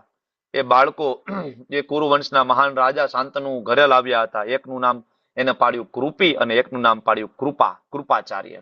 આગળ એ વેદની અંદર પ્રકાંડ જ્ઞાની બન્યા એટલે આચાર્ય બન્યા કુરુવંશના. બરાબર. હવે આ કૃપાચાર્ય ની બેન કૃપી, એ કૃપીના લગ્ન થયા હતા ગુરુ દ્રોણ સાથે. તો ગુરુ દ્રોણ અને કૃપાચાર્ય બે કોણ થાય? હાળો બનેવી. એટલે આગળ જે અપમાન કર્યું ગુરુ દ્રોણનું, અને ગુરુ દ્રોણ એવું કહી દે કે ભાઈ આ મારું આવું અપમાન થાય મારા શિષ્ય દ્વારા, ભાઈ આપણે યુદ્ધ નથી કરવું, તમારે જે કરવું એ કરો. એટલે અહીંયા હવે દુર્યોધન એમ કે છે કે ભાઈ તમે અહીંથી કદાચ જવાનું વિચારતા હોય તો હું કહી દઉં કૃપાચાર્ય આપણી બાજુમાં છો. અને તમને ખબર છે કૃપાચાર્ય કોણ છે? તમારા પત્નીનો ભાઈ છે કૃપીનો. ભાઈ ઘરે જઈને જમવું તો છે ને, ભાઈ બનાવી નહીં દે, ખબર છે ને કૃપી. બરાબર. એટલે યાદ રાખજો કૃપાચાર્ય આપણી સાઈડમાં છે. પછી બીજું નેક્સ્ટ નામ કોનું લીધું? અશ્વત્થામા. તો શું કામ અશ્વત્થામા? અશ્વત્થામા એનો દીકરો છે ને ગુરુ દ્રોણનો. એટલે ગુરુ દ્રોણને યાદ કરાવવા માંગે છે કે ભાઈ તમારો દીકરો જ અમારી સાઈડમાં છે. હવે તમે કદાચ જતા રહે ને અશ્વત્થામા મૃત્યુ પામશે તો જવાબદાર તમે થશો. અને પાછો અશ્વત્થામા દુર્યોધનનો પાકો ભાઈબંધ હતો. એટલે એ પાછો દુર્યોધનને છોડે એમ નહોતો. એટલે એ કે જો અશ્વત્થામા આપણી સાઈડમાં છે. અને 100 કૌરવોમાંથી એક કૌરવનું આ નામ લીધું છે, એનું નામ વિકર્ણ. કૌરવ હતો, જો બીજા કોઈના નામ ભગવદ્ ગીતામાં નહીં આવે. દુશાસનનું ક્યાંય નામ નહીં આવે. બરાબર. ખાલી વિકર્ણ. શું કામ વિકર્ણનું નામ લીધું? તો કે જયારે ભરી સભાની અંદર માતા દ્રૌપદીનું વસ્ત્રહરણ થતું હતું ને, ત્યારે આ ભાઈ એકલા ઉભા થયા હતા વિકર્ણ. ભાઈ આ તમે જે કરો છો ખોટું છે હો. મોટા ભાઈની પત્ની એટલે આપણી માં કહેવાય દ્રૌપદી. માને નિર્વસ્ત્ર ના કરવાનું હોય ને, માને દંડવત પ્રણામ કરવા, આપણી માં છે. તમે શું કરી રહ્યા છો બધા ભેગા થઈને? ત્યારે કીધું તો ભાઈ નાના છોકરા વચ્ચે ન બોલાય ભાઈ, અત્યારે તું વયો જાય અહીંથી. વિકર્ણનું હળાહળ અપમાન થઈ ગયું ત્યાં. બરાબર. એટલે હવે દુર્યોધનને ખબર હતી કે અત્યારે આને હું મનાવી લઉં વિકર્ણને, નહીંતર આ ભાઈ પાર્ટી બદલાવી નાખશે, ફરી ઓલી બાજુ વયો જાય. અને કા ભાઈ તમારું સ્ટેન્ડ ક્લિયર કરો વિકર્ણ, મારી બાજુ રહેવું છે કે સામેની સાઈડમાં. એટલે અહીં વિકર્ણનું નામ લેવામાં આવ્યું. અને છેલ્લે સોમદત્તના પુત્ર ભૂરિશ્રવા, મહાન રાજા હતા ભૂરિશ્રવા એ પણ. તો આ બધાના નામ લીધા અને કહ્યું કે આ બધા યુદ્ધમાં હંમેશા વિજય રહ્યા છે. ગુરુદ્રોણ તમે ચિંતા નહીં કરતા, આપણે ડરવાની જરૂર નથી. પછી આગળ શું કહે છે? અન્ય ચ બહવક્ષુરા મદર્થે ત્યક્ત જીવિતા નાના શસ્ત્ર પ્રહારણા સર્વે યુદ્ધ વિશારદા. કે ભાઈ આ બધા વીરો છે ને, અન્ય ચ બહવક્ષુરા, એક્સપર્ટ છે. મદર્થે તખ્ત જીવિતા, મારા માટે પ્રાણ ન્યોછાવર કરી દેશે. અહીંયા બોલવામાં ભૂલ થઈ ગઈ. ત્યક્ત જીવિતા, ત્યક્ત જીવિતા અપશુકન છે. એને એવું કહેવું જોઈતું હતું કે આ બધા મારા માટે સામેવાળાના પ્રાણ હરી લેશે. પણ એને શું કીધું કે આ બધા પ્રાણ નોછાવર કર. અને આમે તમે અસુરના પક્ષ માર્યો તો મરવાના જ છો. તમે કૃષ્ણની ભક્તિ નથી કરતા, બરાબર, અને તમે બીજું કઈ કરો છો તો છેલ્લે મરવાના છો, નરકમાં જ જવાના છો ને. બરાબર. સેમ વે તો ત્યક્ત જીવિતા એટલે અહીંયા દુર્યોધન એના ગુરુને કે છે કે આપણી પાસે એક્સપર્ટ છે, મારા માટે મરવા માટે રેડી. મરવા માટે રેડી હોય તો બરાબર છે, પણ એની પાસે શસ્ત્ર બસ્ત્ર છે કે નહીં? એમને આવ્યા. અરે નાના કે નાના શસ્ત્ર પ્રહારણા. આગળ શું લખ્યું છે? અરે ભાઈ રિક્ષાઓ ભરી ભરીને લઈ આવ્યા છે, બધું AK-47 મશીન ગન બધું, બરાબર, એ બધા છે. બધા એ બધું ઠીક છે, લઈ આવ્યા તો છે. આવડે છે કોઈને કે ચલાવતા? કોઈને આમાંથી ધનુષ બનુષ કઈ? નાના સર્વે યુદ્ધ વિશારદા. છેલ્લે શું કીધું દુર્યોધન? ના ના એવું ચિંતા નહીં, બધાને આવડે છે, કે ટ્રેનિંગ હારી લીધી છે, બધાને આવડે, તમે ચિંતા નહીં કરતા. સર્વે યુદ્ધ વિશારદા. યુદ્ધ વિદ્યામાં આ બધા નિષ્ણાંત છે, તમે ટેન્શન નહીં લેતા. બરાબર.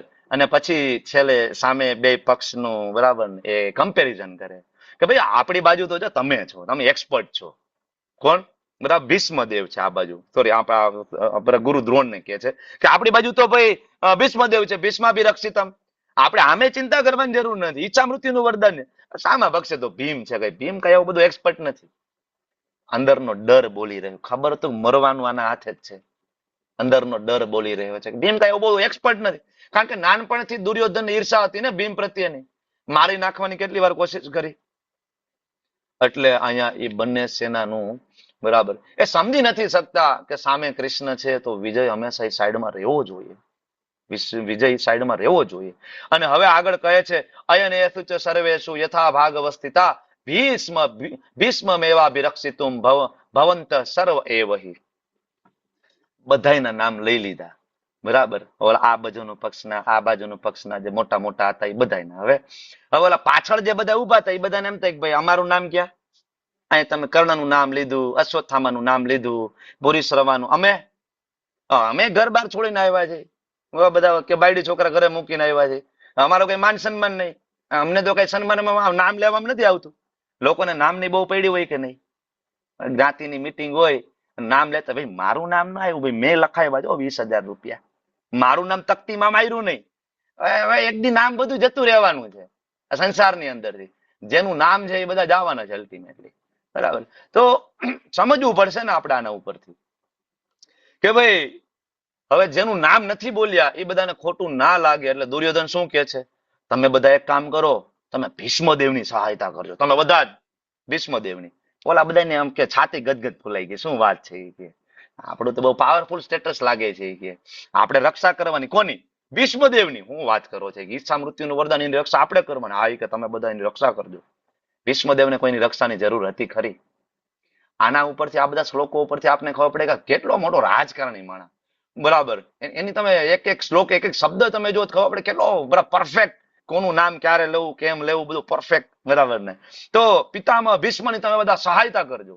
વૃદ્ધ થઈ ગયા છે ને, કદાચ સામેની સાઈડમાં લડતા હોય ને પાછળથી કોઈ તીર મારી દેતો, તમે એક કામ કરો ને, આજુબાજુમાં ડાબે જમણે પાછળ બધે તમે લોકો રહેજો. એટલે કે આ મજા આવી ગઈ, હાલો આપણું નામે લઈ લીધું એટલે આપણું સન્માન થઈ ગયું. બરાબર. એટલે બધા મજા મજા. હવે આ બધી વાત હાલતી હતી કોની? દુર્યોધનની ગુરુ દ્રોણ સાથે. બાજુમાં ભીષ્મદેવ થોડાક ઉભા હતા, નજીકમાં, બહુ દૂર નહોતા. ભીષ્મદેવ સાંભળતા હતા. આ મૂર્ખો વાતું કરે છે, ક્યારનો રાળો નાખે છે. હવે આ બધી વાત પૂરી થઈને પછી હવે દુર્યોધન ધીમે ધીમે હાલવાનું ચાલુ કર્યું. કોની બાજુ? ભીષ્મદેવ બાજુ. ભીષ્મદેવ ક્યારનો ઓલા માથાકૂર કરતો હતો ગુરુદ્રોણ. હવે મારી હારે આવીને પાછો આજ મગજમારી કરવાનો. શંખ કઈ ગયો? શંખ કે લાવો, શંખ લાવો કે જલ્દી. શંખ હાથમાં લઈને ફૂકી દીધો તરત જ. આની હારે આને વરિયા આવશે દુર્યોધન અને મને એમ કે દાદા તમે મને બરાબર આપો, આશીર્વાદ આપો. વરિયા આને કેવું ભાઈ વિજય ભવ? આપણે આને વિજય ભવ નથી કેવું. શંખ લાવો ભાઈ, શંખ લાવો જલ્દી. શંખ ફૂકી દીધો. બરાબર. તસ્ય સંજય નયન હર્ષ કુરુ વૃદ્ધ પિતામહ સિંહ નાદ મિનત ગોચે શંખમ દદ્મો પ્રતાપવાન. જોરદાર શંખનો નાદ કરી દીધો. દુર્યોધન વાહ કે દાદા આપણી બાજુ છે. જોયું ને, મને જોયો ને તરત શંખ ફૂકી દીધો. હકીકતે ભીષ્મદેવ કહેવા માંગતા હતા દીકરા શંખ રહ્યો ને ભગવાનનું વાદ્ય છે. 4 આયુધોમાંથી એક આયુધ જે વિષ્ણુનું શંખ છે. તારે સમજવું જોઈએ કે આ શંખ વાગવાથી તને જ્ઞાન પ્રાપ્ત થવું જોઈએ કે સામે કૃષ્ણ સ્વયં નારાયણ છે, આદિ નારાયણ છે, આદિ વિષ્ણુ છે. એની સામે ફાઇટિંગ ન હોય બેટા, એના શ્રી ચરણોમાં આપણે ઝૂકવાનું હોય. જો તને સમજ પડતી હોય તો બરાબર. શંખ અડાડવાથી ભગવાન વિષ્ણુએ ધ્રુવ મહારાજને જ્ઞાન આપી દીધું હતું. અડાડવાથી હું વગાડી જોઉં કદાચ તને બુદ્ધિ હાલતી હોય તો. એટલે ભીષ્મદેવે શંખ ફૂકી દીધો. આની માથાકૂટ આવા લોકો આપણે ધ્યાન રાખવું. આવા લોકો બરાબર માથાકૂટમાં પડવું નહીં. જે લોકો વૈષ્ણવ અપરાધ કરતા હોય, વૈષ્ણવ વિશે કઈ ખરાબ બોલતા હોય, આપણે આપણો સંઘ ભૂગી દેવો, ત્યાંથી ભાગી જવું. બરાબર. વૈષ્ણવ વિશેની નિંદા કોઈ દિવસ સાંભળવી નહીં. ગુરુ વિશેની નિંદા કોઈ દિવસ સાંભળી. શાસ્ત્ર ત્યાં સુધી કહે છે કે શક્તિ હોય તો જીભ કાપી નાખો. તમારા ગુરુ વિશે કોઈ બોલે અને જીભ કાપી નાખો. કૃષ્ણ વિશે કોઈ બોલે, જીભ કાપી નાખો. બરાબર. ગળું કાપી નાખો. પણ આપણે હવે અત્યારે કાયદો હાથમાં નથી લેવાનો, તો આપણે શું કરી શકીએ? જતા રહીએ. વૈષ્ણવોની નિંદા નહીં સાંભળવાની. કોઈ પણ ઇવન તમને ફોન કરીને કોઈ વૈષ્ણવ વિશે કઈ કહેતું હોય ને, એને કહેવાનું ઇટ્સ ઓકે પ્રભુજી માતાજી તમે જોઈ લો ને ભાઈ, હું આ વસ્તુમાં બહુ પડવા નથી માંગતો. બરાબર. વૈષ્ણવની નિંદા સાંભળવાથી ભક્તિ કમ્પ્લીટ. હમણાં ભાગવતમની અંદર એક ક્લાસ હતો, આપણે વૈષ્ણવ અપરાધ વિશે ભણતા હતા. વૈષ્ણવ અપરાધ તમારા અનંત કોટી જન્મોની ભક્તિ તો ઠીક, તમારા પુણ્ય કર્મો ફિનિશ કરી નાખશે. અને જે પિતૃઓ તમારા પિતૃલોકમાં છે ને, ત્યાંથી એ નરક લોકમાં ખેંચાઈ જશે. તમારા પિતૃઓ ઇવન જેને તમે શ્રાદ્ધ ને પિતૃ તર્પણ ને ગયાજીમાં તર્પણ કર્યું છે ને, એ બધું તમારું ફેલ થઈ જશે. પિતૃઓ બધા સારી જગ્યાએથી નરકમાં ખેંચાઈ જશે બીકોઝ ઓફ યુ એન્ડ મી. ધ્યાન રાખવું પડશે. વાંછાકલ્પતરુભ્યશ્ચ કૃપા સિંધુભ્યૈવ ચ પતિતાનાં પાવનેભ્યો વૈષ્ણવેભ્યો નમો નમઃ. અનંત અનંત કોટી વૈષ્ણવ કી જય. શ્રી પ્રભુપાદ કી જય. ગુરુદેવ મહારાજ કી જય. હરે કૃષ્ણ કૃષ્ણ કૃષ્ણ હરે હરે. હરે રામ રામ રામ રામ હરે